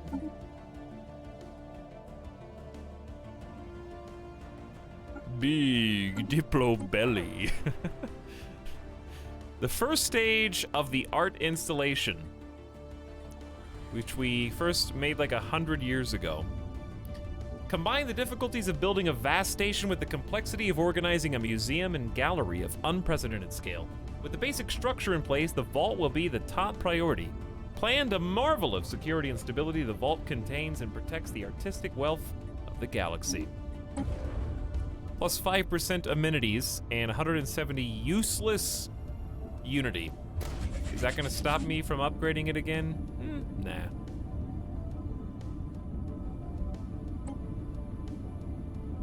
Hello, Shroud. Why is the game paused? Unpause. Bye. Thank you, Shroud. It's almost time. We're almost at the 10-year marker. I feel like we're counting down to New Year's, dude. That's what it feels like. Gloria Sukakin and Vran Cartel are very much in favor of this. I'm causing a little chaos in the galactic community. But if you're in breach of galactic law, we can denounce you, and then if we denounce you, then other people can use animosity or humiliation to go to war against you for fun. So maybe change your laws and stop breaching galactic law. How about that? This is what an authoritarian would do. And I am that authoritarian. But I also get 80% diplomatic weight from my fleet and an extra 40 naval cap. My ships become more expensive, but I can afford it. Speaking of my ships, why don't we make some more ships? Just for fun. Just to see how high we can get this ridiculous fleet number diplomatic power to go. I would like a new fleet, please. How many Titans can I support? 9. It's pretty good. I wish there was some counter of how many Titans I actually had. Who knows? Hang on, let's see. I've got 1, 2, 3, 4, 5, 0,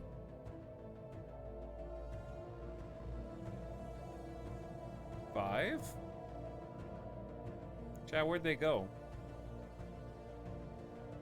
Where are my Titans?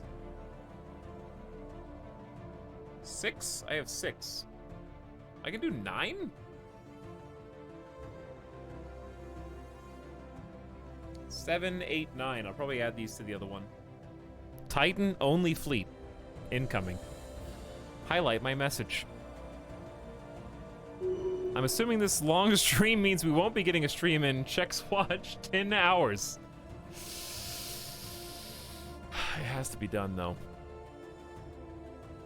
It has to be done. 10 hours? Is it really? That's not true. Is it? It is 10 hours. Yeah, definitely not 10 hours. If I went to bed right now, I would wake up in time for the stream. I would have to go to bed right now.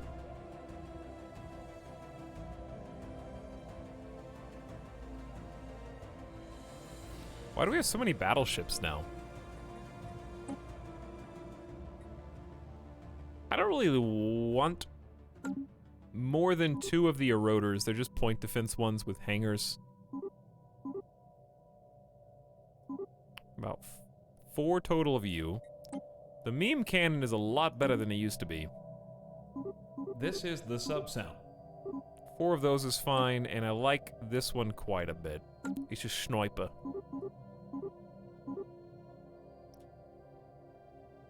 Five, 9, 13, 14, 15 battleships. That's not overkill or overcompensating for anything, right, guys? That's normal.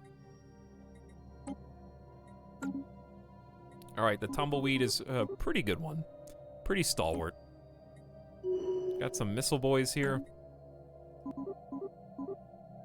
I love how my fleet's almost full of just cruisers. This is why we always lose against corvettes, by the way, in case you're curious. What if I just remove the rocket launcher? Or just turn these all down to 4? So there's only 12. All right, add more ships. Give destroyers. What if we just didn't put any? What if I just didn't put a single corvette? Is that unheard of? What if I just put only destroyers to fight the corvettes?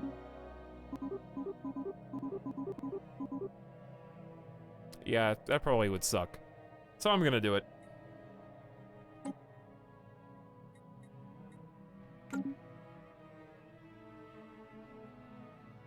Mountain Biker is back for 4 months. Good morning, Mountain Biker. How are you? It's 5 o'clock. It's morning for me. Just go to bed. We wake you when you need to unpause or the game is over. Research complete. It'll be fine. We'll just push the stream back by an hour or 2. No big deal. I'm going as fast as I can. I kind of just need to go make some food. I'm just scared the game's gonna pause. Like, I could go microwave some food and just turn the cam off and just eat. But I'm scared as soon as I leave, it's gonna freeze.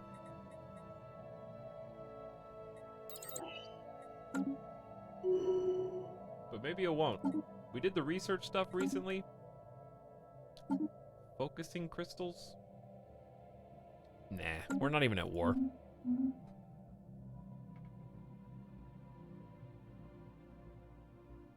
So, 14, 15, 16, 17. It's still the same speed.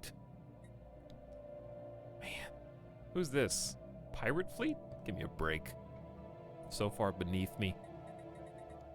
I'm scared if I click on any buttons, it's just gonna slow the game down. What was that noise? I'm sure it's fine.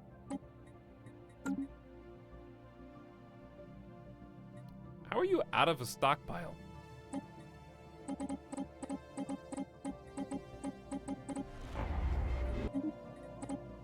Can I just say autocomplete criminals? I don't care. We have PSYOP police officers. They're good. Open colony screen. What? Give us mouse controls. Alright, well, I do need to pause for a second just so I can save in case something crashes. I'm just Scout. Don't remind. Stop doing uptime, everyone. It's been a while. It's 5 o'clock in the morning. You know how long I've been live, okay? You know I didn't just turn the stream on at 1 o'clock in the morning, okay? You know that in your heart. Paradox is like, what? Completed a game? Talks, I hope you have achievements. No, I don't. I did a custom start. Have a good night, Schmack Attack. Thanks for hanging out. Listen, some of you soldiers are gonna fall on the way to glory and success. And you know what? That is a price I'm willing to pay. We're almost at the golden hour. T-minus 10 years. We've come so far. Remember we were at 60? We were like 62 years. The hard part is behind us. We're coasting. I don't even have to micromanage anything anymore. All I gotta do is wait and maybe call in some favors, and that's like it. Just in case. You know, just in case somebody decides to do something bad. Okay, like that. Fine, you're gonna make me do this? There's 1,300 days left. There's no way I'm gonna be like AFK for 3 years. What if I was AFK for 3 years? I'm just saying. There's no way. But what if I'm not gonna be? But what? You don't know.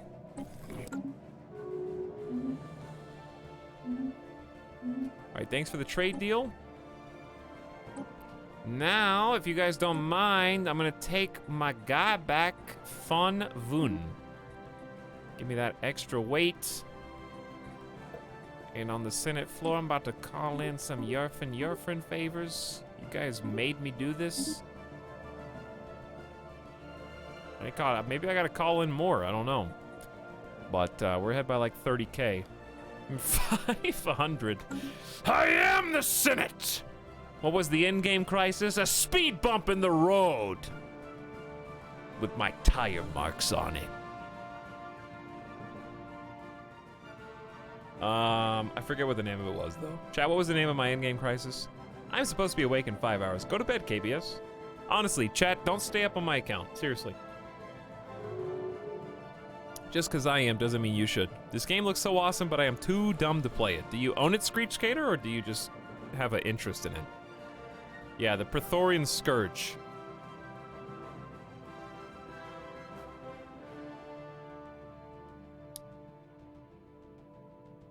I've pulled multiple all-nighters because of you. Oh dear. Hey, happy 10 years until liftoff. You know what'd be really funny? What if somebody went back and watched the VOD?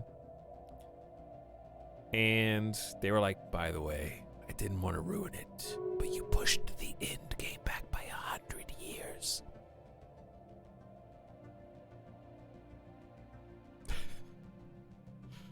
I declare victory at 2,500.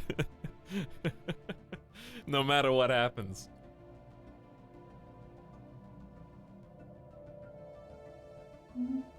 Alright, I got a stretch or I'm gonna die gamer death. I'm just...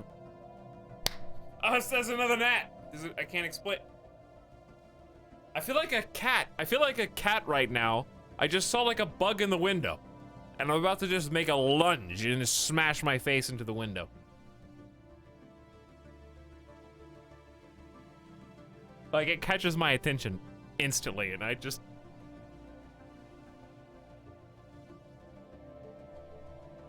I feel bad for anyone who watches the VOD. Why? They can just skip and see what year I'm at. Hey, what's up, Bakerful? Welcome back.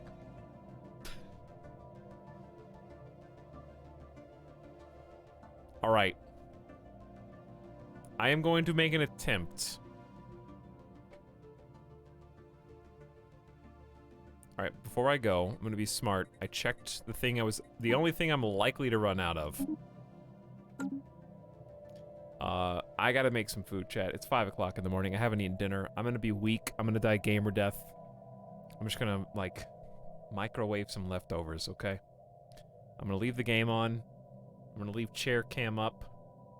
I can't die gamer death on account of Stellaris, okay? If it pauses, it pauses. I can't help it. You gotta take over the mouse and click the button for me, okay? But I'm gonna leave it going. I'll be back in just a minute. I gotta stretch.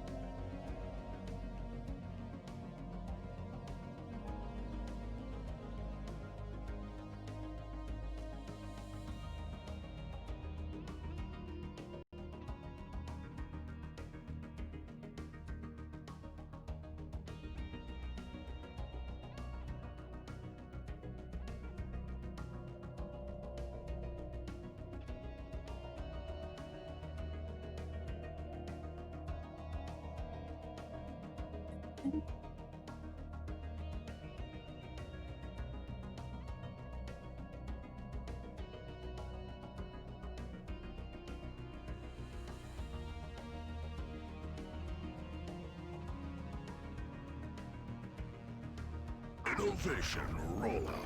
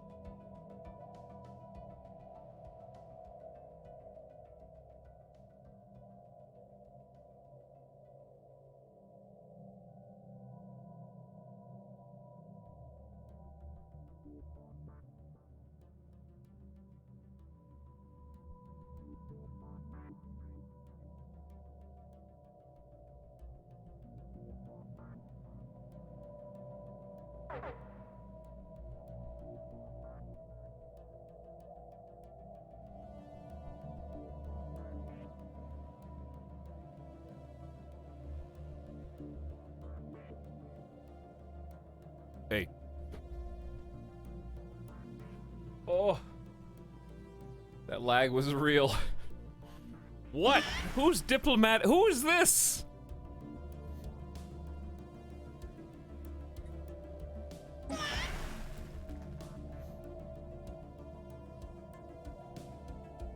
Who's this seahorse?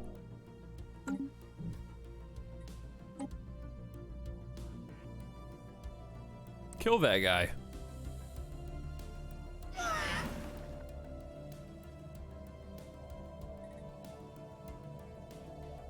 Sovereign Finu is their protectorate. Okay. I love that if we want to expand our total life. Here's what's funny about this. I can expand my leader's life by 5 years. It only takes us 1.5 years to figure out how to do it. So in theory, we have discovered eternal life. Only for our leaders.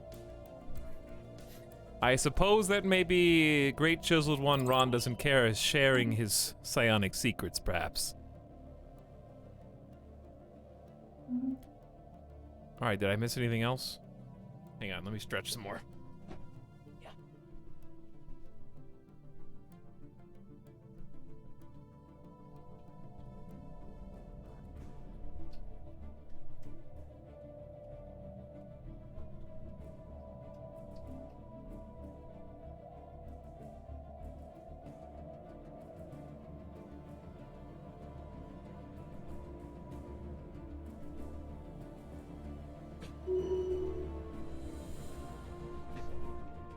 Alright. You guys want to see the goods? I don't have any proteins, but that's okay. I had to scrounge up leftovers. This is what I have for leftovers. You can't see the broccoli, it's invisible. I don't know why the color is changing so much. Imagine if I dropped this entire plate on my floor right now. It is instant mashed potatoes, loaded, quote unquote. A double helping of broccoli. Had some frozen broccoli, and the rice is chicken and broccoli rice. Flavors, it's default. Will prevent streamer death. That's the hope. That is the hope.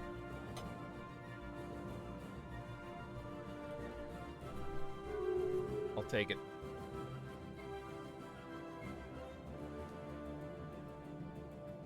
How we doing? We got 8 years left. Now I want mashed potato. Mashed potatoes have been good. I've been really pleased with A, their availability in the grocery store, and B, they go really good with baked beans, which are also in high supply.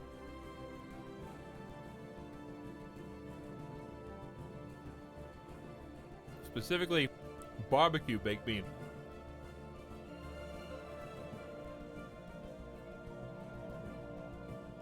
Half real with the instant to even out the flavor. If you're going half real potato mash, then just make all real mashed potatoes. Why even do the instant mix?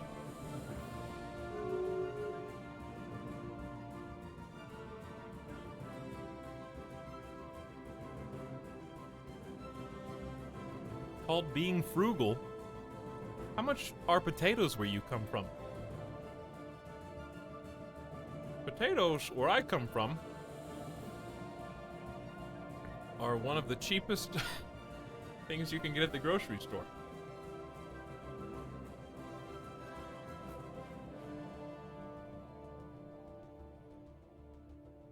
I make $0 a year.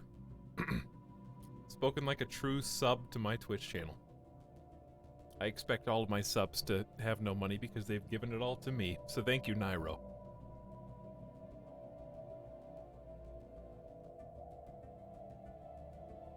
You've done your duty well.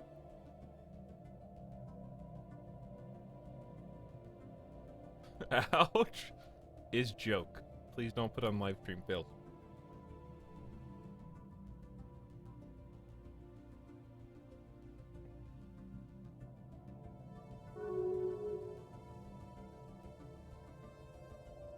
This greedy streamer. You won't believe what he says next.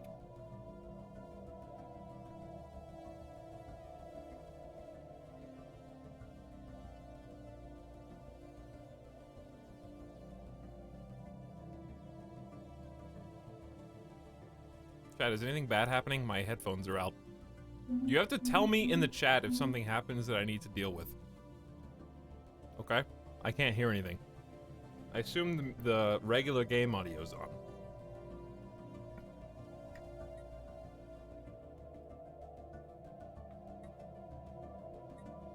Close that.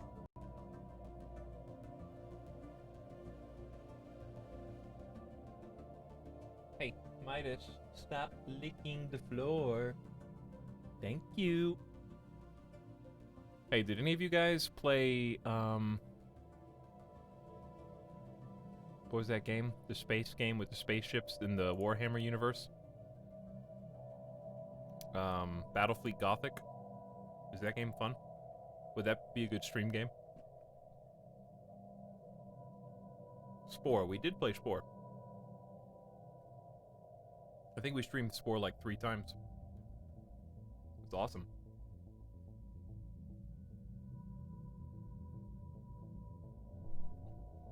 I got 1 yes in the chat. 1 single yes. Asha, listen, I know you're losing your mind, even though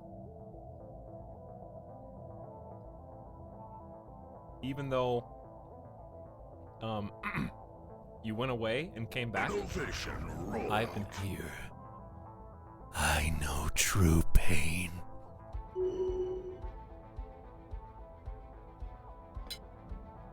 Also, I nuked this for 2 straight minutes. And some of these potatoes are still cold.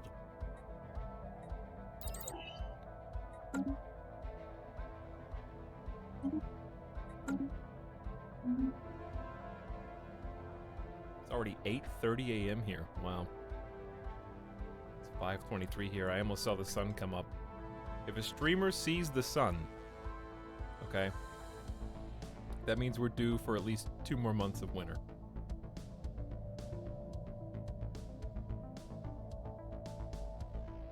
I think those are the rules.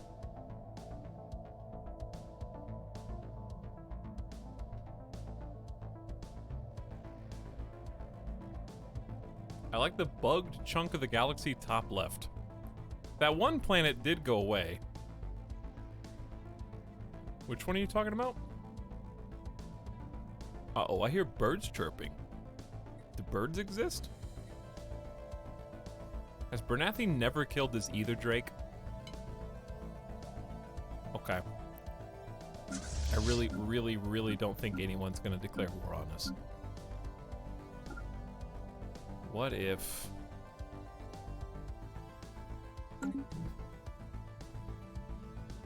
What if I just talk to them a minute?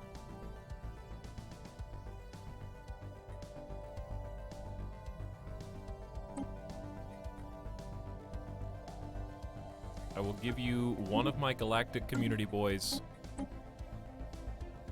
Even if it costs me... I love that Jurin consciousness is in breach of galactic law and is voting for this. Beautiful. I think it costs us a lot to improve relations with them.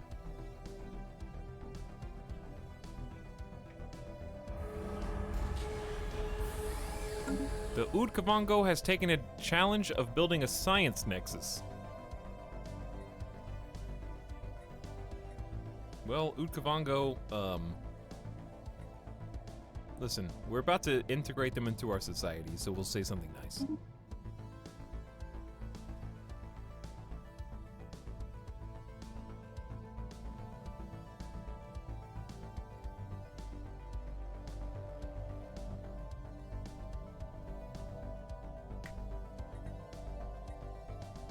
Mashed potatoes are the world's most efficient microwave energy insulators.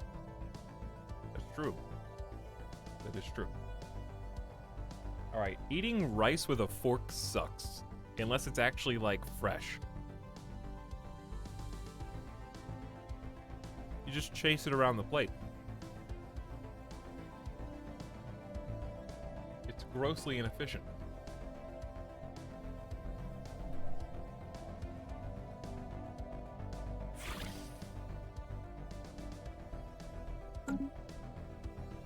Mix it with the mashed potatoes. That's actually a good idea. Too bad.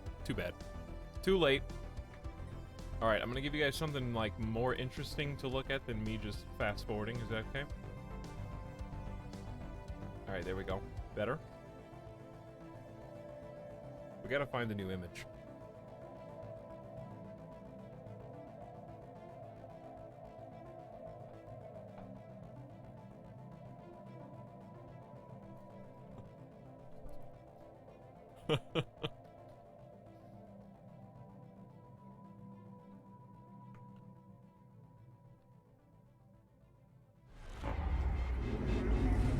All right. You guys, can I delegate the criminals to somebody?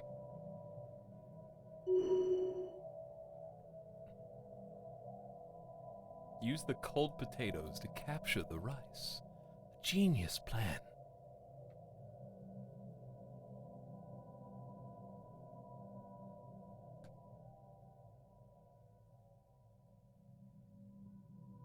All right. Hold on.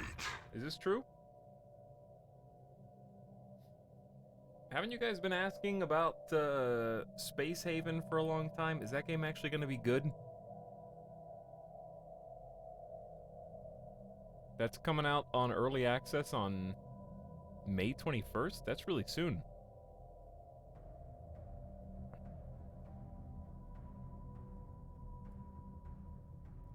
Space Haven.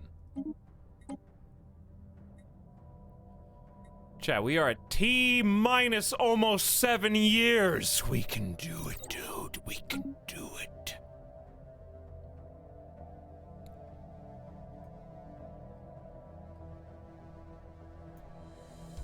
7 years is plenty of time to kill this Ether Drake.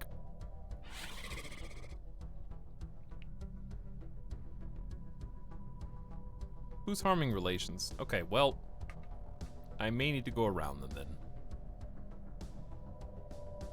I didn't want to... They are harming relations with us. Why would you do that? Do you see how much weaker you are than me?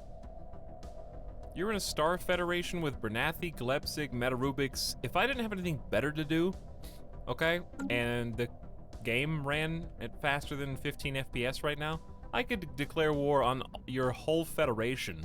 We have left you guys alone for the whole game.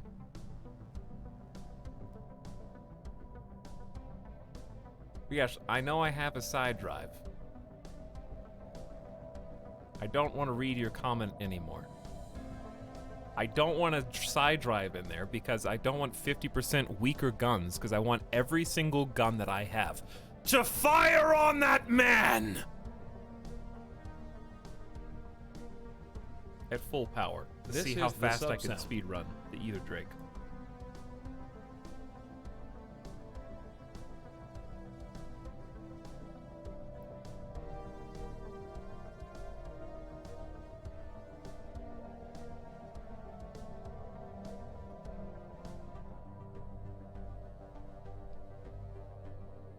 Anyway.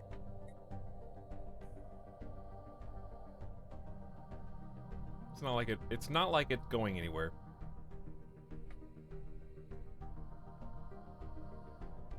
I want to watch a video.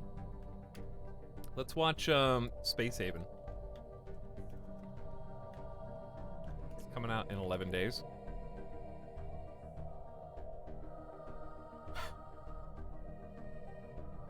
All right, chat.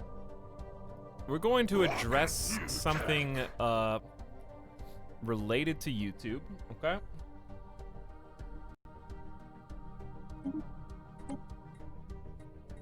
I want you to tell me what you see, and also, okay, and also,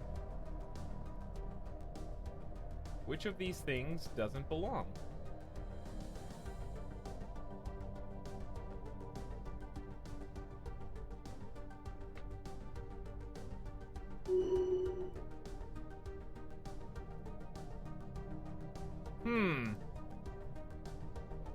What did I search for? Space Haven trailer. Okay.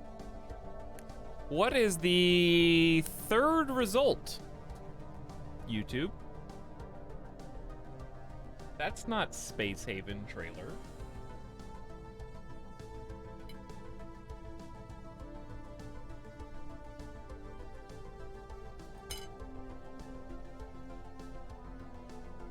But it's official. 90% match of those letters. All right, I don't see a trailer besides this one, really. This is a year ago, so I don't know how much has changed in a year. I should put my headphones in for this, I guess.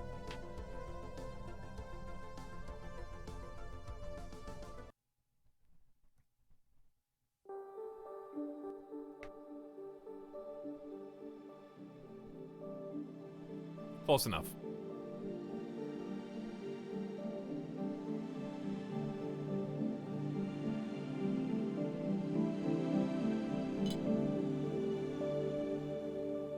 Wait, was that the whole trailer?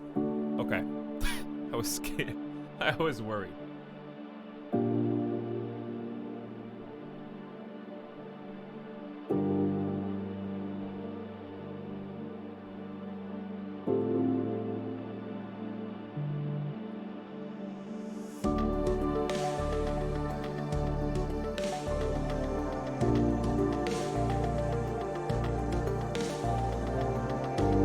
That's me! I'm eating food.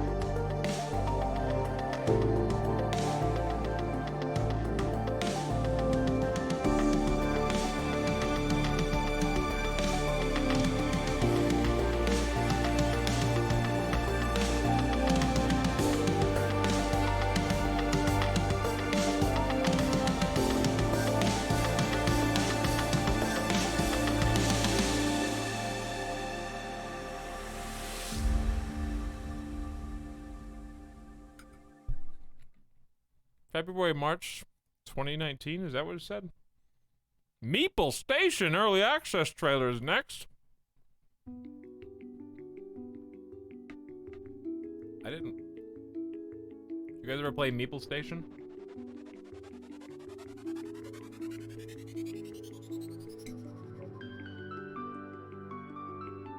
Very relaxing music.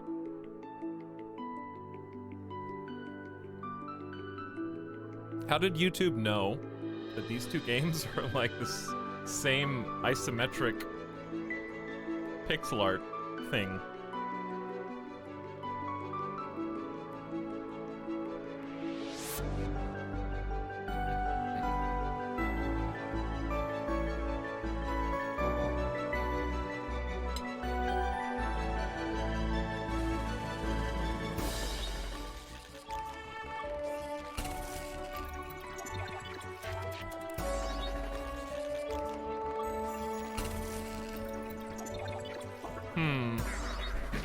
The problem with both these game trailers is the combat looks awful.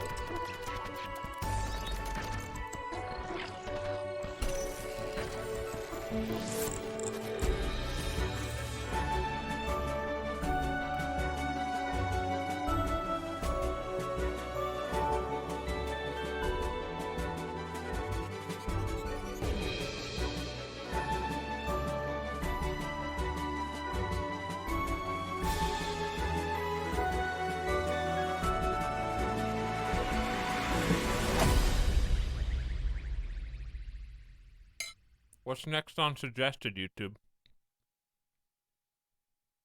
Building my own Death Star, Angry Tom. I don't know who that is.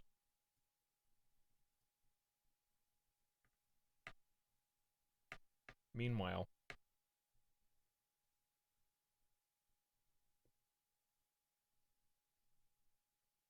That's me. There's a surprising amount of isometric spaceship colony sim Kickstarters. Yeah. I think there's a potential for them to be good. I think, in particular, Space Haven's art design is really good. But boy, when I see colony management sim early access, alarms go off. In my head.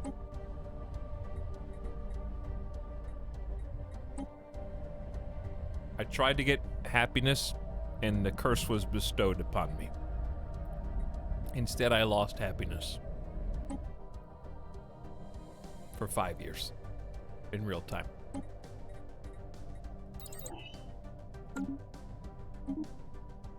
Chat, I wasn't paying attention, and the the resolution I tried to pass failed. Oh well. I tried to have the last laugh with Castigation Proclamation, but, we were winning when I last looked, and I guess they just one-up me. Oh well. I was just flexing on them. I honestly can't tell how much diplomatic weight Yerfin has. This is 133, chat. I only have 300,000 more diplomatic weight than they do. Is that enough? I think my favorite one is Starmancer. Oh yeah, Starmancer did look really cool.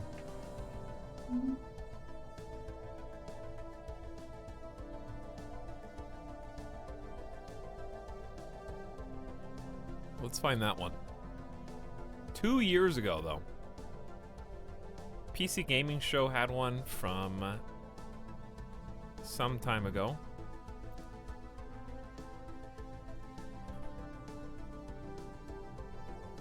We're T-minus 6 years. Eat your Peepo popcorns. Alright, chill with the criminals. They're literally of no concern.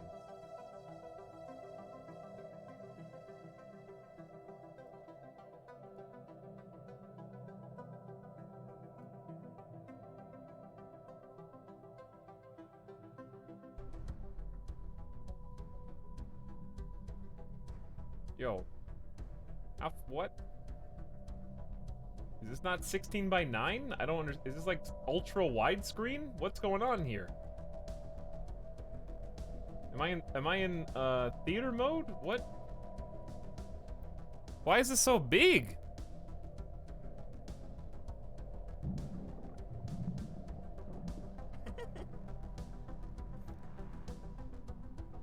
Can't be that big.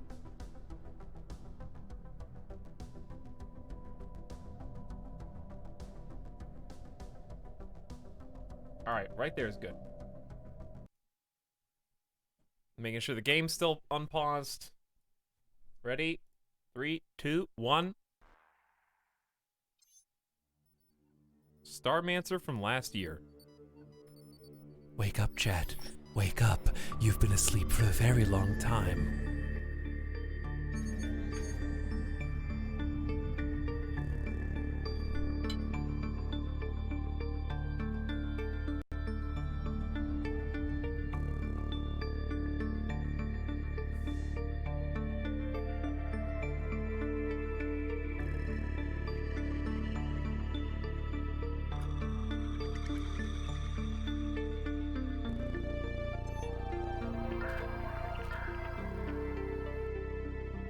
Make friends? Oh, I want a friend.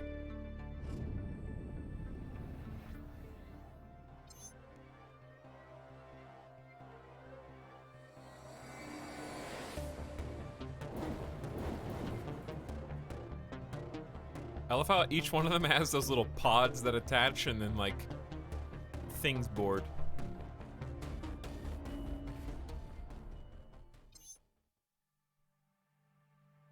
Kind of an abrupt transition.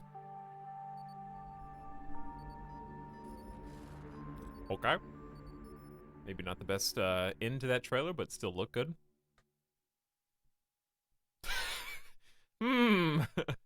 What's this game?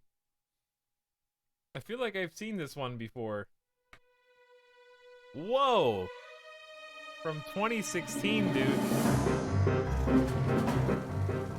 It doesn't even look like this anymore, does it?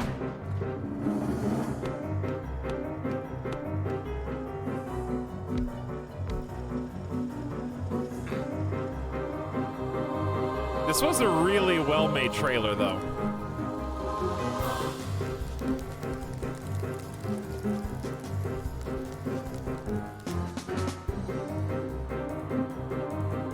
Conveyor belt sim, baby. Oh, streamer! You got some bottlenecks there. Can I offer you some tips? All right, everyone knows that you need 8 boilers per generator. I don't actually know how many you need. You've never seen Factorio syntax? It's awesome. It's like a puzzle game. It hurts your brain. It's basically Satisfactory, except there's bugs and pollution. Boy, do bugs hate pollution, dude.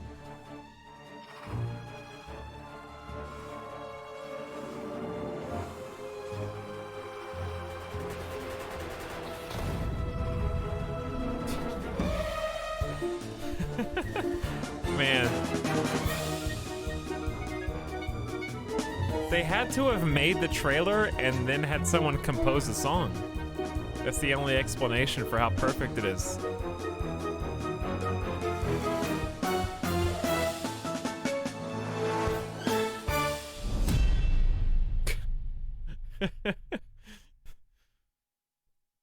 All right, I should check the game.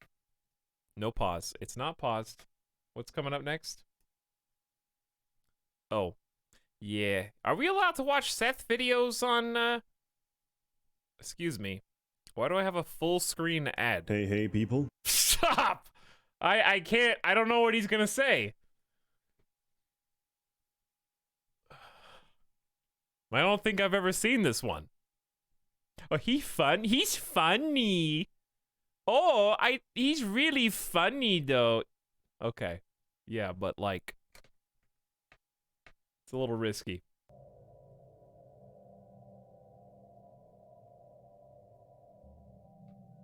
Mods are asleep. Admins are asleep.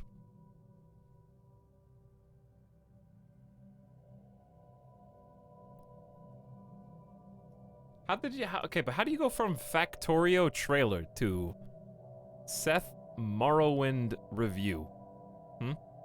Innovation rollout.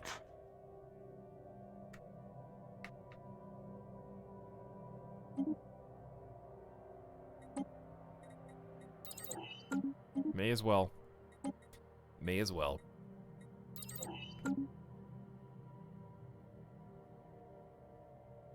YouTube algorithms. Oh yeah, what's the algorithm think about me pausing that video and never coming back?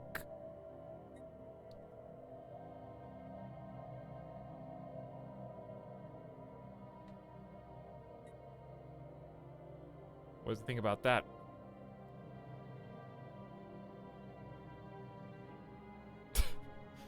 Chat, we are T-minus 5 years to end of game. This isn't even going to be as long as the Final Fantasy VII stream, to be honest. Are you even trying? Oh god. You know what? We'll let it play one last time. One last time for posterity.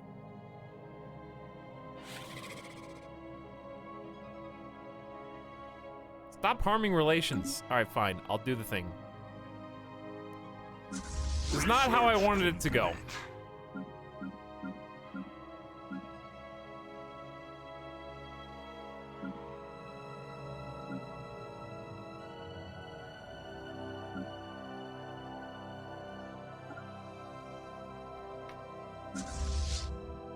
I'm talking about killing the Ether Drake. We're gonna fight him with 50% lower firepower than I meant to. But, oh well. What can you do?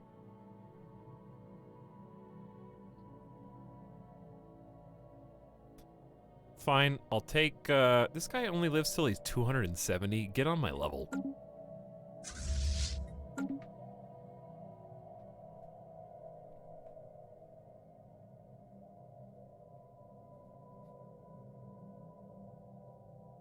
"14 hours lull." I know, that sounds crazy. That's longer than you've ever been able to pay attention to anything in your entire life. I know, it's insane.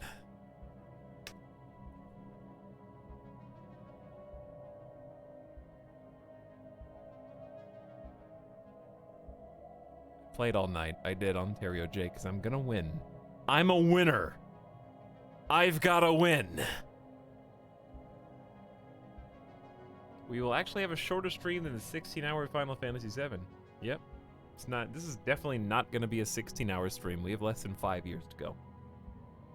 What's my record? I don't know. Final Fantasy VII or Satisfactory is around there. Anyways, I'm just messing with you. Listen, Jake, I've been live for 14 hours and 41 minutes. I'm liable to fly off the handle at any moment. I have no self-control. That much is clear.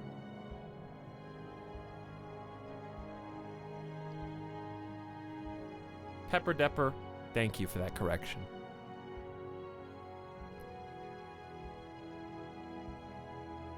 Danishon subscribed like... Was I AFK, Danishon? Was I eating popcorn? Peepo popcorn? Thank you for subscribing for 18 months with the E-Tail Crab, Danishon.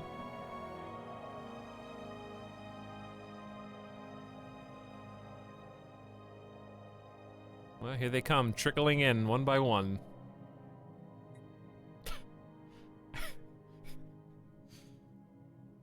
Apparently, listen, I don't know if they're East Coast Americans, Eyes of the Wolf, or if they're Europeans in the afternoon, but this is like the 4th person in a row within the last 2 minutes who is just shocked. And my wherewithal, my tenacity, my endurance, my fortitude.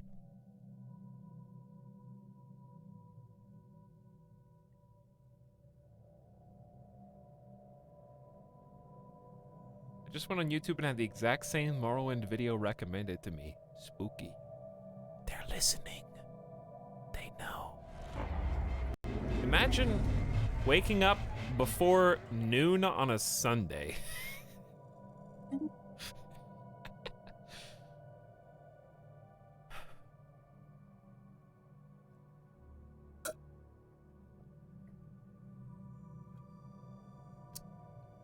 I've been building the same ship in from the depths for 30 hours straight.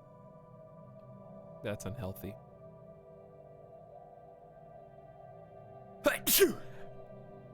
I'm allergic to building the same ship in from the depths for 30 hours. KBS. And no mods are awake to even note it down.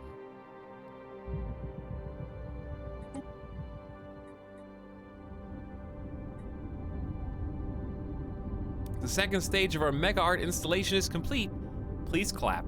And the process of filling the vault has begun. A dedicated fleet of transport ships operates constantly to transport the treasure of our empire to its new home. Meanwhile, additional structures are being built to house the multitude of required staff and display the exhibits.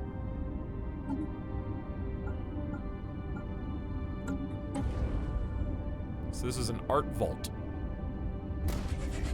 Ooh. Make 3 of them, I guess.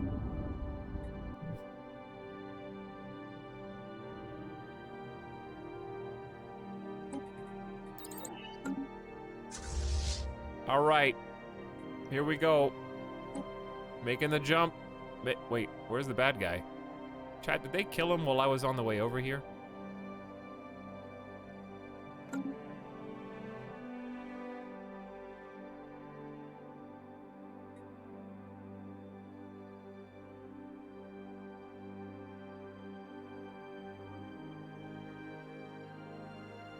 Did they?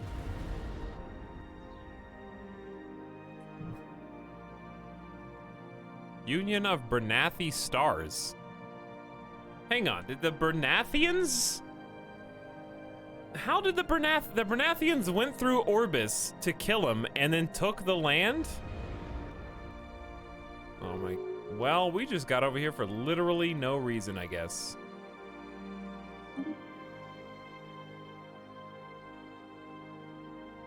Naval capacity down 10%. Are you kidding me? Whatever, I don't need your stupid naval capacity. How's my economy? 7,200. Not much. He says, when he's actually 3 times the next closest person. Fine, you can have this one. I've never seen anyone finish a game of Stellaris. Nor will you. The streams! Alright, we're fine. Anyway. How does he still have energy? Yeah, imagine I just turn off the stream right beforehand. That'd be bad. I have to sit here for 200 days. It's very awkward. Listen, I'm sorry, Bernathi, but my jump drives are spooling up. It's gonna take nearly a year. We're gonna have to get comfortable.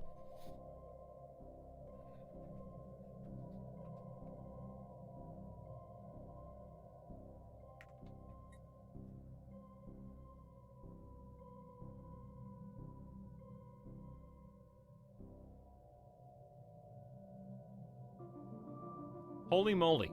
Holy moly, Maxo. What's up?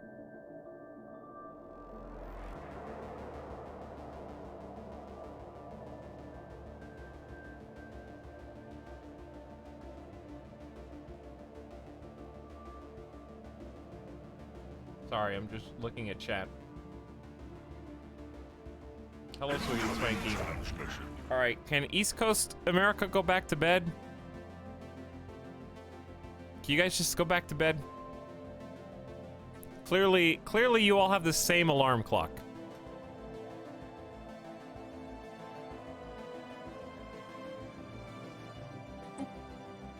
You all just, like, am I crazy? Or have there been, like, 8 or more people in the last 5 minutes who've just been shocked? Dude, uptime. Buy stonks in uptime. They're soaring off the shelf. You guys better get some stocks in uptime before they're all gone. Okay? I'm talking about there's only a limited supply. Bye.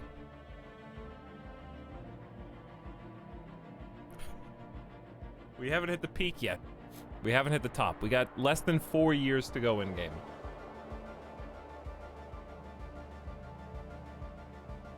It's almost here. Well, okay, imagine, you know how some people did, they watched Infinity War and they timed it with New Year's, so it was in tune with the fireworks. We are gonna time 2500 Game Over with Towards Utopia Nova Flare. Okay, it's the same thing, just as exciting. I just woke up. Good morning, Sweetie Swanky. Syntax, you're already gone. This is insane. I can't believe I thought this was a good idea. But there was no world in which we beat... If I beat the endgame crisis and turn the stream off, realistically, what reason would I have to stream Stellaris ever again? That's how they got me the first time, except last time when we were the Crustacean Nation, the difference was we were going to lose the endgame crisis instead of stomp them. But like, realistically, there hasn't been anything else to do, and that's fine. That's kind of by choice, but also it's because the game couldn't handle it. It's lagging in as much as it is already. We could have, you know, tried to conquer or impress our ideologies on Rand, Bernathi, Orbis, and so on. But it's kind of besides the point. Like, the galactic community functions the way it is right now. See, this is pretty good. Building a better tomorrow. Progress cannot be limited by any obstacles that stand before us. Let us share techniques with one another to aid in harnessing and dominating the natural world. Big economy boosts. Worker output way up. Habitability down, but you get alloys, minerals, and planet build speed. I support this. Integrated gardens. See, I don't support losing all that diplomatic weight.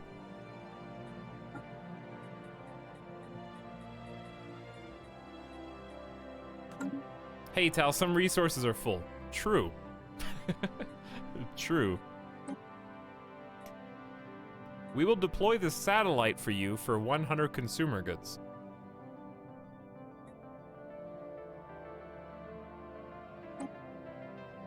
I'm not even gonna build on that. I am just gonna give it to you so you go away. Rocket new tech. What crisis did I have? I had the Praetorian Scourge. And I'm playing on Admiral difficulty. Which, to be honest, was insanely difficult early mid-game. I couldn't keep up. But we soared past the mid-game. Here it comes. Don't ruin it. Let it wash over you.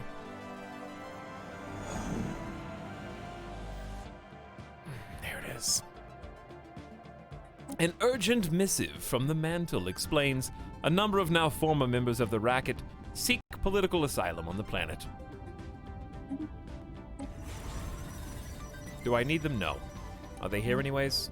Yes. Will I build them a luxury condo? Because why not? Also yes. How long do you have to scroll to find it? That is a great question. Did you already pass it? Perhaps. Chat. Where is the luxury condo? Did I pass it twice? Does it exist?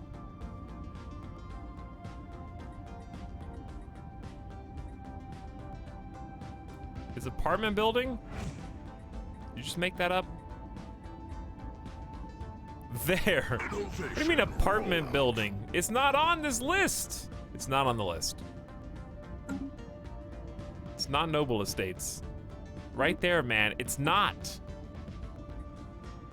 Habitats can't have them. I don't think I ever tried to do one. Noble Estates now? No, it's not. You guys just are making that up. You guys are the ones who need to go to bed, not Etalyx, not me. See? Noble Job 1, Housing 1. Oh, it's baited. Haha, I knew that.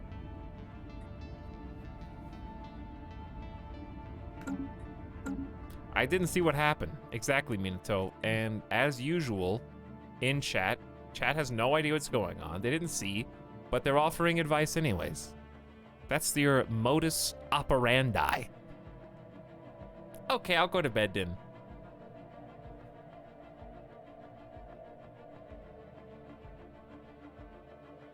All right, let's get our fleets home. They're gonna cheer us in the streets. Imagine in their world, though. In their world, we're gonna have like a giant Navy military parade where every single fleet comes and flexes on national TV, empire-wide TV, whatever. To us, we won. You know, we can rest now. Our job is done. To them, it's just another day. It's like, oh, hey, 2,500. This is the subset. Boy, I sure do hope 2020 is cooler than 2019. Yeah, 2,500 is gonna be great.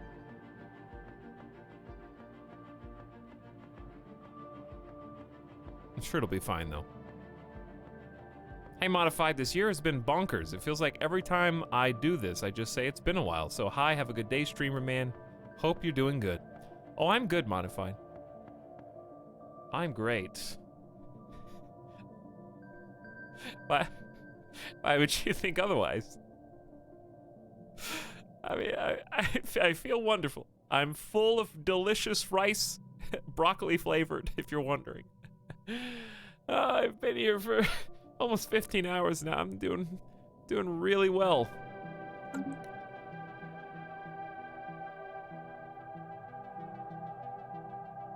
Listen, that's okay. This is like the 4th stream I've done today. It's fine. Cold potatoes.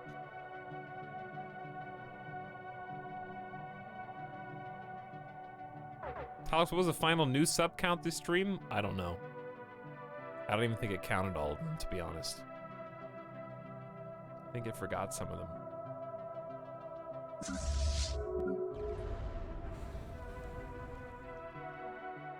I mean, if you looked up and saw these guys flying over your planet, it'd probably look pretty scary. Let's see what our final fleet, like, strength tally is. It's kind of hard to tell.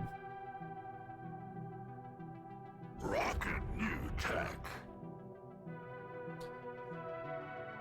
All right, someone smarter than me, pull up a calculator. And I'm gonna tell you what numbers to type in.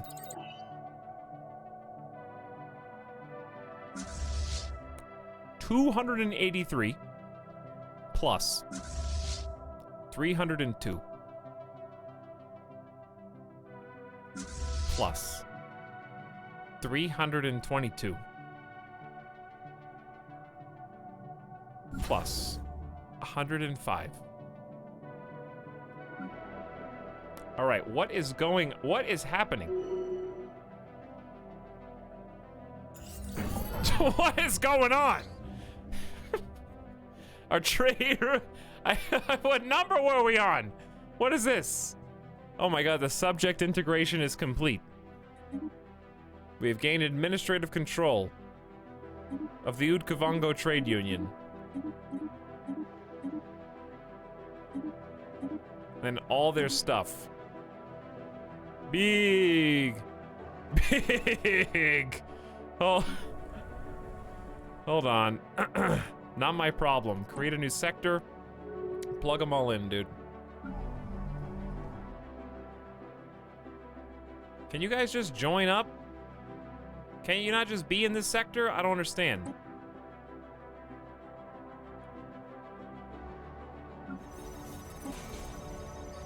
Wow, you guys are severely... Look at all this devastation. Holy crap.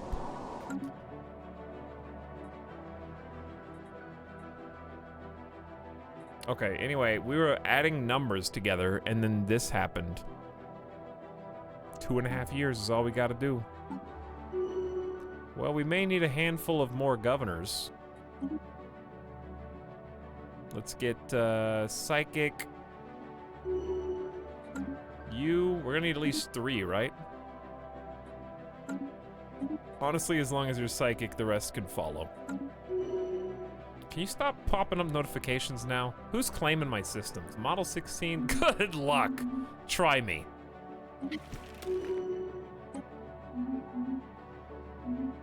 Welcome, Kavango. Okay, anyway, sectors. Don't pop up anymore. No more pop up. There's a bird. I had deja vu just now, but I'm sure it's fine. Okay. Anyway, here's what we're doing. Grob. Grob. You're going fully automatic, okay? You can have all these beautiful resources. You're gonna do a great job. Okay? When of Affen? Same thing. You have 2 years to get this place completely shaped up. I believe in you. Where no one else did. I literally just hired you off of a website. You have 0 experience. I don't even know why there's 2 stations over here. Can I just delete these? No, you can't, chat. You can't just delete a bunch of people, okay? That's evil. That's evil. We don't do that.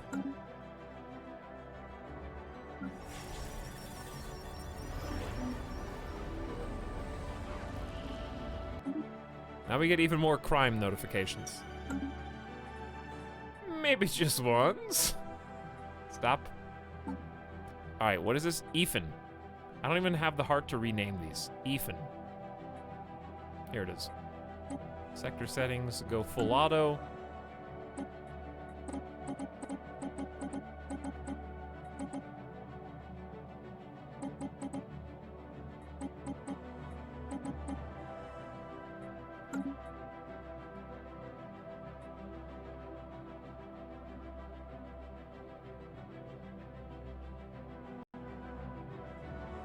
What are you guys talking about? Gamer Deathbot? Get out of here, Gamer Deathbot. Not now, my man. You of all people should know. All right, and Hoove.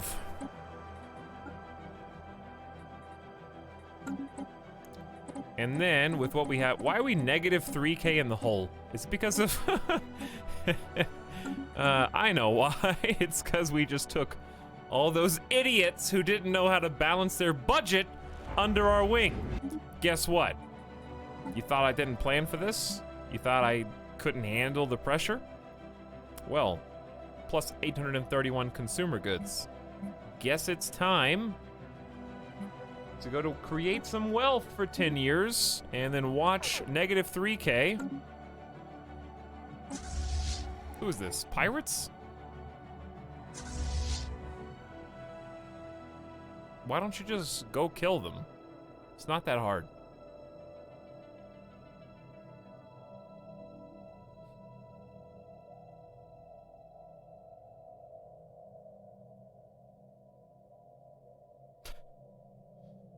Hello, Anua Curry. What's up? So now you're 600 ships above the limit. It's fine. Just wait until we get to October. Now, negative 99 food could be worse. Could be worse. Okay, so, you know, we have a little bit of room for growth.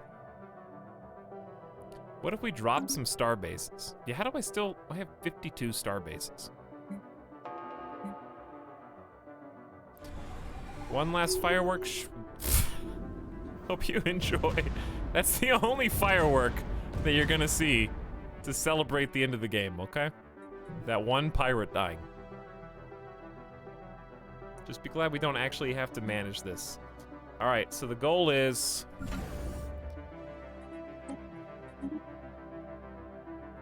basically just take these dudes, downgrade them. Imagine trying to micromanage this, it'd be impossible. The good news is we make so much of every other resource. Wow, I can't believe Kavango is this, like, out of shape, dude. Unbelievable.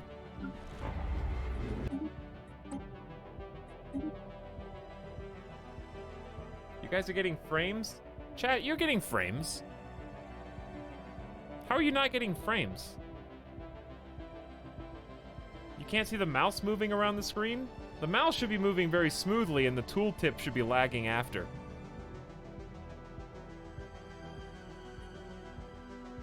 Is that not what's happening?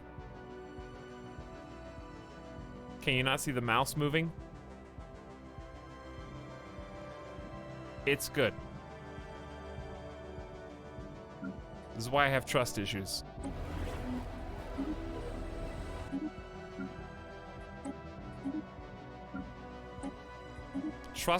Imagine trusting strangers on the internet. All right, we're back to positive energy credits now. What I probably would do is just disband their fleets. How good could they possibly be? They have sapient AI, and that's about as good as it gets. But I don't really need to disband their fleets. Get off my screen. Go. Be gone.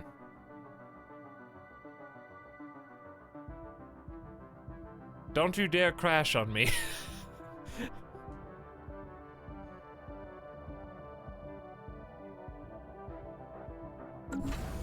All right, anyway, as we were.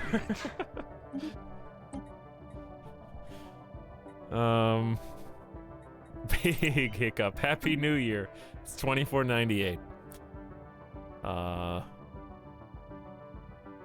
Imagine being negative 25 rare crystals in the hole in 17 volatile modes. At least we're back to positive 1k energy credits. And that's with a full Dyson sphere powering everything, by the way. I don't know how we're losing this many consumer goods. At least we have 88k food. We're only at positive 96 minerals. What happened? Utkavango was just miserable. It's the only explanation, dude.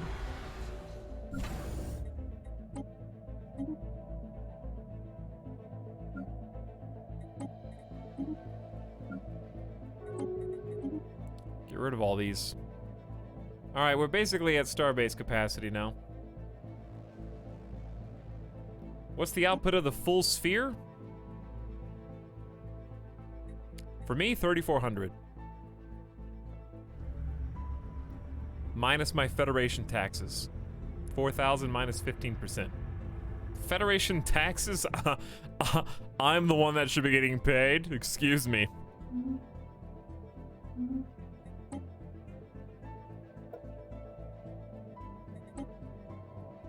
How am I worth 502k on the floor? I didn't pull any favors for this, did I? Because I'm only... Oh! No, I am just worth 502k because I have Utkavango now. I just deleted Utkavango and became even stronger. Yes. I need more power. I need more diplomatic weight. I've set a new high score. That's good. You gained 1k pop. Yeah, it's quite a bit, isn't it? That is quite a bit. We're at almost 4,500 pop. Honestly, what you could do, I guess, is go to your... At this stage, what I'd probably realistically do, if I before I threw up my hands, I would say, take, like, Wanavafin, right? And be like, yo, could you produce mostly alloys and consumer goods? And then I'd be like, where's my next biggest one? Grob. And I'd say, Grob, could you guys produce mostly food, minerals, and energy?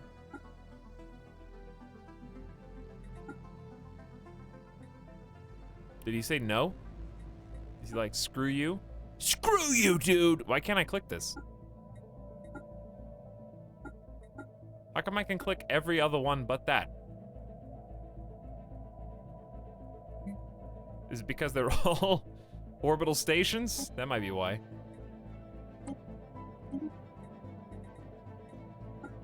All right, well, I can make you a manufacturing focus, too. Why do you guys have so many orbitals? Dear God, why do they have so many orbital stations? I honestly have no idea. What was Utkavango doing the entire time? Clearly, they have no idea. All right, and maybe the Gaia world would be a good one to change complete focus of. I know it's super late. Why not? I mean, we're not doing anything else. We may as well just min-max to the bitter end. I just can't click production. I had the same bug in my game. This must be a bug. There's no reason not to be able to click it. I have no idea. It's gotta be a bug. We're losing a ton of food. However, we are in nutritional plentitude. I could just go back to dietary balance. But I think they'll fix it over time. The 761 consumer goods is the real deficit. And the lack of minerals. Which is extremely concerning, because that's 85 minerals. I know we're making 2,000 alloys a month, but still. Please, I never want to see your ugly face again. Thank you. Goodbye.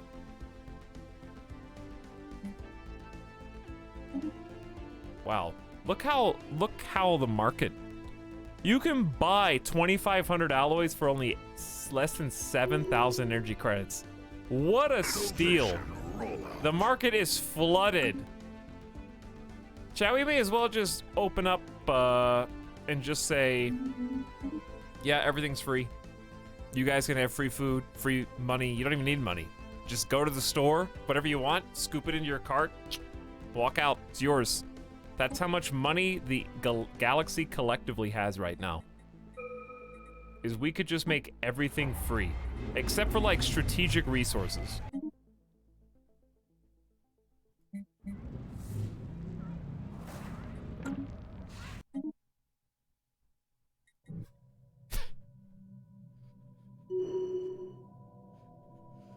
I feel like Groundhog Day, dude. Every time I look over a chat, it's the same comment.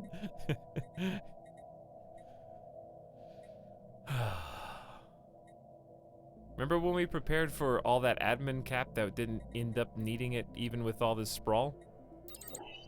Oh well. Better to have it and not need it, I guess. J Merck says, here are some more bits for this ridiculousness. What's up, J Merck? We're all just waking up, that's why. I know. I know. You're all just waking up and turning on Twitch, which is also scary to me that it's already 6 o'clock, 6:16 in the morning. What have I done? Thanks for the $20 in bits, J Merck. Much appreciated. I got some good news. Some very good news. First 24-hour stream, baby. Here we go. We only need another 8 hours and 50 minutes. Just kidding. But we are going to just do one more year. It is December of 2498. I don't even care if the game doesn't end. I'm just gonna quit. 25 hundo is my victory condition. Whether the game allows me to leave or not.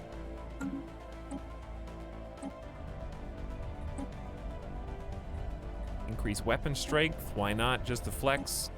By the way, final records. As we pull into the final year, we'll check. Only 101 more years, baby. Finish this up and then go do stonks. Oh, I'm gonna lay down on my bed with my Switch and buy Animal Crossing stonks. That's what I'm gonna do. J-Mark says you've done nothing but be awesome, so don't feel bad. Well, thanks again. Thanks for another $10 in slime bits. Very much appreciated. Very generous of you. Good morning. All right. Less than a year left, baby. Here we go. We got Tier 5 Federation, of which we are the head. We outweigh the next highest member by over 3x. We managed to change all the laws. Why not just go up to very high at the very end? I can kick people if I want to. Why not? Just to say we did it.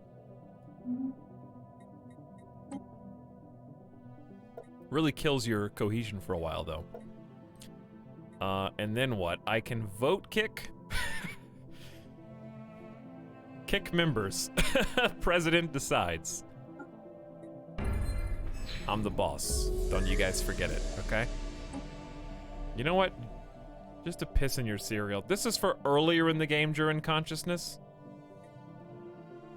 Okay. Yep. I don't care. Don't look at me with that face, okay? Don't wring your hands together and snot bubble out of your nose. Wipe a tear from those big old baby eyes, okay? I remember what you did. I remember those times that I tried to be your friend. I was your Defensive Alliance Pact member.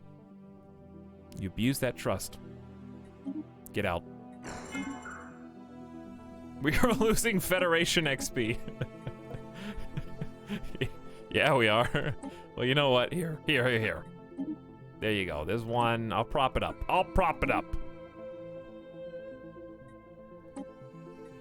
All right. Well, we had over 500k Diplo weight. Okay, chat. Listen, I could have 500k if I just took out the people. Now leave the Federation. Just start trying to, like, vassalize everyone. You could do it. I don't know how many deficits you'd hit, but you could do it. These guys are like, man, this bully. He won't let us go. Yeah, we're already back to 1.4 cohesion. You lose your level 5 too fast. I guess the idea is just don't pass laws so fast. It'd be nice if you could overlevel this by a bit so you don't D-rank.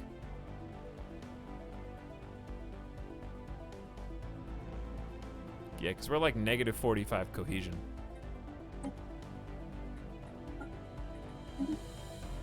So even if we go plus 2.4, we're still negative 43. Oh, that's where the cohesion can be over 90. I see. So now it's negative 43. I was just looking at this number.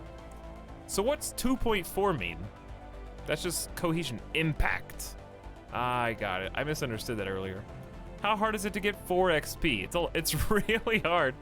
We're negative 43 and we're only recovering 2.4 per month. We lost all that because whatever, who cares? We got, you know what we got. We're just kicking sand for fun. I'm gonna take a screenshot in December. I shouldn't have done that. I just screwed it all up for no reason. Whatever, it's fine. It's ruined.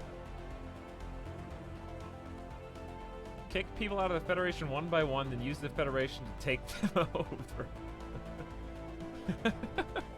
Yeah, like, oopsie, German consciousness is not in the Federation anymore. It would be a shame if I vassalized our former friend, wouldn't it? Yeah, like, what if I just went over here and clicked on them and, you know, demanded they become my vassal?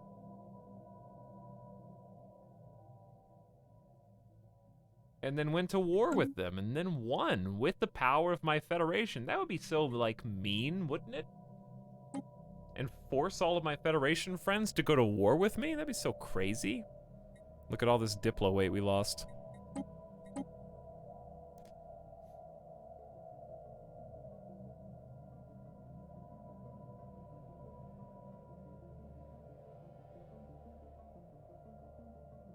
I just got here. Ruined how? We're just goofing off. Because I basically became the god president of the Federation and then kicked somebody to be petty. And in my pettiness, lost my level 5 ranking. Oh, well. I also had about 500k diplomatic weight. And I lowered that just for laughs. All right, chat, it's September. Time is almost at hand. We're losing all these consumer goods, but we balance the budget on energy creds, minerals, We almost got positive on food. We're making 2K alloys. 11 influence a month. 4K unity. We got 2 million unity. We're never gonna make these rare crystals back. That's a lot of rare crystals to lose. Not my problem anymore. I guess I just have to trust the AI if I was gonna continue playing. So hopefully handle... They have the same idea. They got a bunch of administrative parks here too. Yeah, I could shovel some patrons over here as well. Automation is on. Should be on. Okay, actually that's a good question. Have we been playing wrong the entire game? Do I have to manually turn automation on every planet, or is it enough to just put them in a sector and turn automation on in the sector? Isn't that the whole point of this? Of automating the sector? Yeah, because remember when I found that one planet where he overwrote the building and I was like, why did he build the plus building when I don't have anything that it'll plus? Yeah, they definitely built a weird building on one of these. I don't know, I do both. I'm pretty sure that just the sector is fine. All right, you know how we can tell? Here's how we can tell. Because I haven't touched West Coast Stellic Bank and they're building a city district. Okay, and I haven't clicked automation.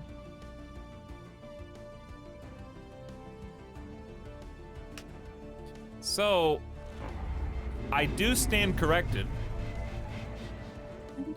that if you don't want to turn on sector automation, you can just turn on automation on certain planets. So like I could do this in the woke sector. Like I like this one the way it is. You stay, but you go automation on. All right, so I didn't complain about that. I just said that'd be cool if it existed in the game, and apparently it does. So I can just be like automation on to you and automation on to you. And I'm not sure what rules it'll follow. I assume just whatever it designates. Like it'll probably try and follow bureaucratic, like it just queued up commercial, admin, and city district instantly. Instantly. But where's it taking resources from? I have no idea. Anyway, interesting, very cool. Seems like a nice feature. Offer association status to Jurin? No.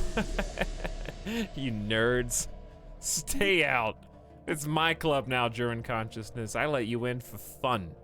Just so I could kick you out after I win the game. Alright, we are in December. This is the final countdown. Let's take our victory screenshots. We don't really need any of these because these are just wartime. Let's take our screenshots. I don't know how lined up it is.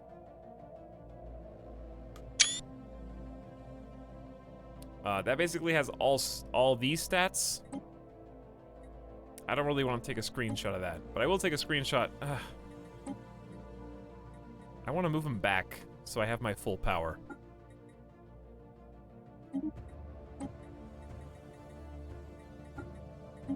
I don't really care about the Federation now. I mean, I do, but like this is more important to me to flex how much diplomatic weight I've got. 528k. I am the Galactic Council. I'll do this too. There we go. All right, anything else that I should like memorialize?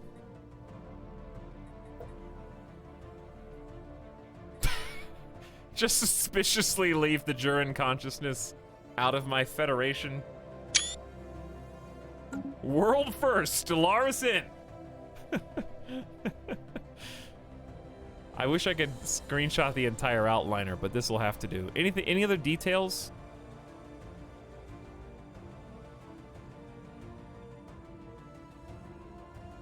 I think I got pretty much everything. Let's take a little screenshot over here just to see.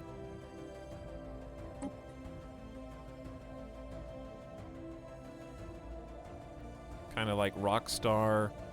Just to see how insane this looks when it is zoomed in. 12:26, chat. 27, 28, 29, 30. Criminal underworld. That's not what we want to see. There it is. The Boulder Brotherhood won the game with a score of 138,638. I've done it. I have defeated the Paradox game, Stellaris, with all DLC installed on the Admiral difficulty from humble beginnings. We have won by a score of 40k. I think I accidentally hurt my own score towards the end somehow by just being an idiot, but we had we were over 50k. It's good enough. Economy, 45,000 over 19. Yerfins was next in line. Oh, the game's still unpaused? Apparently the game's still unpaused. Fleet power, 3.46 million? Really? I had 3.46 mil. Is that including Federation fleets? And then research, we're actually not in first, believe it or not. That's the only thing we weren't in first, but we were doing so good everywhere else. Almost a unanimous victory. I really feel like we could have even been first there, but we just let it slip at the end. We got careless. Our empire's rife with unemployment and criminals are taking over, but we've won. To be fair, this is Utkavango territory. I didn't do this. This is Fallen Empire territory, okay? Listen, unemployment is fine if we feed everyone for free and they have a comfy place. Listen, forget about these guys. We took in refugees, okay? We were helping people.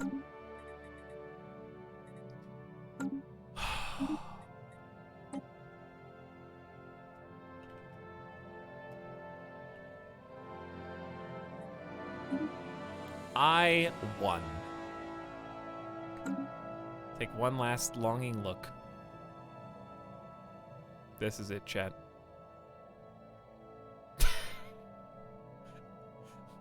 What is going on? LoadBob has single-handedly deleted 200,000 channel points. What is this channel point deletion celebration? Oh my god, we did it, dude. 15 hours, 26 minutes, maybe a little less. How did you guys even get up there? All of that.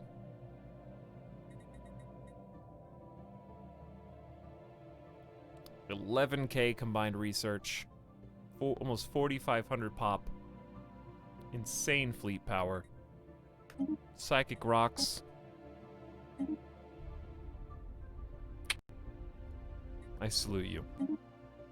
All you guys who were leaders, immortal in our empire. I don't even know who the oldest one was. I guess Ron doesn't care. We should have seen how old Ron doesn't care is. I'm curious. I have to know. How old is Ron doesn't care? Was it worth it? It was worth it. It was worth it. I've got proof that I have beaten Stellaris on a normal end date without bumping the time up. How long will it take to load this save? Not as long as you'd think. A decent amount of time, but appreciate the beautiful art. All right, Ron doesn't care. 290 years old. I want to say that's the oldest. And he's immortal. Yep, that's the oldest.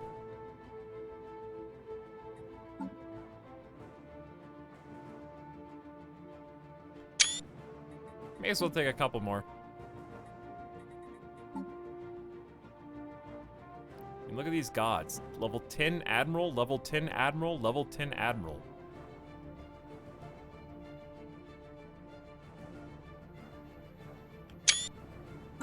Beautiful.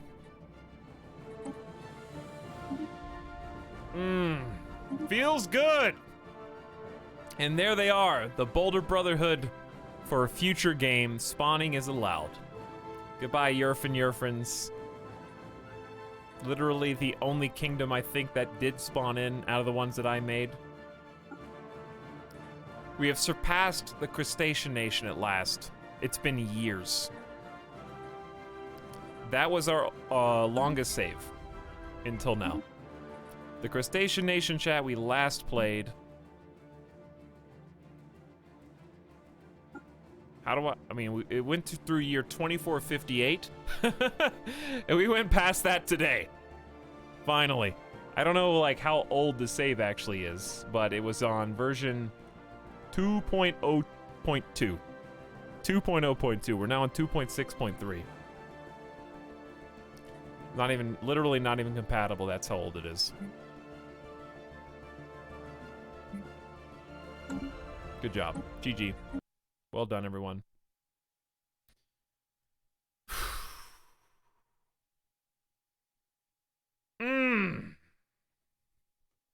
We out. Woo! 15.5-hour stream. Thank you all for sharing in the moment with me. Whether you stayed up or whether you just woke up. Bye. Now I sleep. Thank you for the celebratory bits. Crather says Happy Victory Galaxy Day. Thank you, Crather. J-Merc with a big 4,000 bits who says, here's the rest of the bits I bought for the scam train, lol. Ugh. Thanks for like $70 in bits, you maniac. Hope you have a good one, J-Merc. Thank you so much for your stream support. I'm glad you got to see the end with me. Goodbye, Nova Flare. You're gonna dream of Stellaris now. And Mapopolis clapping with 800 bits. Good morning, good evening, good night, Mapopolis. Chat, a round of applause. Not for us winning, but for Stellaris being 4 years old. It's come so far. A good game that I'm happy to be able to say I can now put under my belt with pride. I think it's fantastic. A lot of fun. Constantly improving. And we beat it. Oh, I wish I could see how many hours I spent on a single save. However, I can tell you how many hours we spent in the last 2 weeks. Steam will tell me that.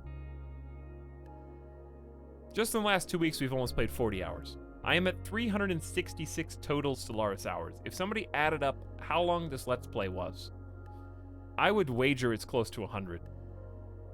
Just for this campaign. It's gotta be over 80. Because how many streams is this? Well, not every stream was 8 hours. I would guess over 100. And now it comes to a close. It's been a pleasure. I enjoyed my time immensely. We got a diplomatic victory out of it. We didn't paint the map.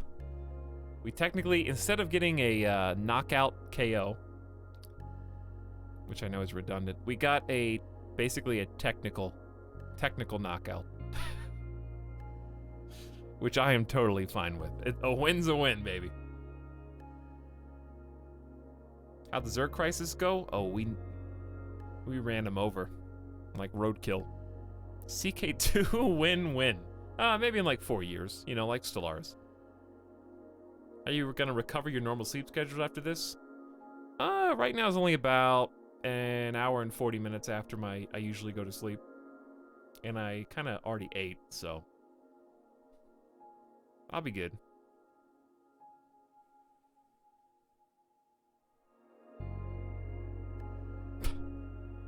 Thank you to whoever gifted me a sub 13 hours ago. Yeah, there was some wild gift subs earlier. Stellaris is younger than that. It's 4 years old now. Its birthday was yesterday.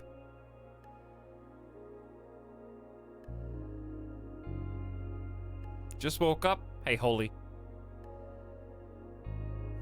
I just joined. Sorry, Scarecrow. Well, maybe you got to see the end. Oh, wow. I am, in disbelief. So, when one door closes, chat, we're closing the door on Stellaris for now. It's gonna go on the shelf. We're not just gonna start up a new campaign. Give us some time to breathe. So it's time to say goodbye. We enjoyed our time. We loved our Stellaris playthrough, our characters, our faction, our psychic rock boys. But now it's time to say goodbye. It stayed long enough. It did. It had a good stay. It took a while to get to this point. It was well earned. The rest is well earned.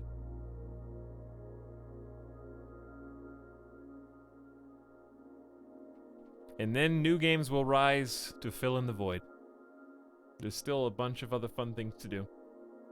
Maybe now we'll have room for a little Warhammer 2. That's a pretty good game to make space for. Yeah, Mocha, we just beat Stellaris. We just finished the game. Alright, it's 6:40 now. Let's say stream today at 5 Pacific. We'll play some Dragon's Dogma Dark Arisen. It's definitely going to be a short stream. Short, aka normal length. So we'll just push it back by a couple hours. And should be good to go.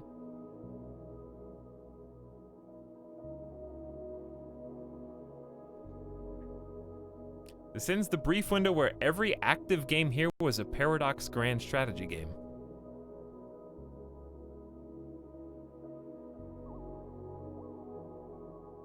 But what about Dragon's Dogma Dark Arisen?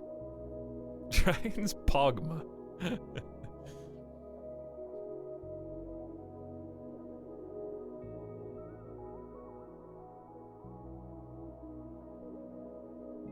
I only played Sol Subnautica for the first time about 3 weeks ago. Oh yeah, the Subnautica streams were crazy. Ending so soon? But yeah, we got a lot of good stuff to go. Don't you guys worry. There are plenty of other games that we're gonna be checking out. I still want to play more, I still would like to play X4 at some point. More spacey games. Check out No Man's Sky again. Check out, we saw Satisfactory / Factorio. Would be fun to check out too again. Alright. We could wind down for an hour and reminisce about the good times. It was all the good times, dude. Stellaris is great. I'm really happy right now. I am on Cloud 9. This is the only Paradox game I've ever beaten, I think. That I've ever seen the I have now officially beaten Civ 6 on stream. That was what year was that? Whenever the last DLC came out. We have now officially beaten Civilization 6 on stream and Stellaris on stream. 2 achievements that I will always hold dear. Good night for now, everybody. I will catch you again in, like... I mean, I want to say 10 hours. It'll be around there. It'll be a late stream, okay? Late stream. I'm gonna go bed. Thanks for hanging out. Thank you for spending time. Thank you for the insane gift sub train earlier. Really appreciate it. Thanks for keeping me company during this insanity. Honestly, I don't feel like I was wanting for conversation. I feel like there was, you know, there's times where you look and go, wow, 15 years left, holy crap. But I feel like, you know, there was a lot to talk about. We got to watch some TV. I enjoyed going over the upcoming changes and kind of envisioning what is to come over the horizon and seeing the sun come up with chat. It was a good time all around. I will cherish this. So thank you for making it memorable. Bye, everyone. And I'll see you again sooner rather than later. Good night. Goodbye. And we'll see you next time, Stellaris. I know you'll be waiting.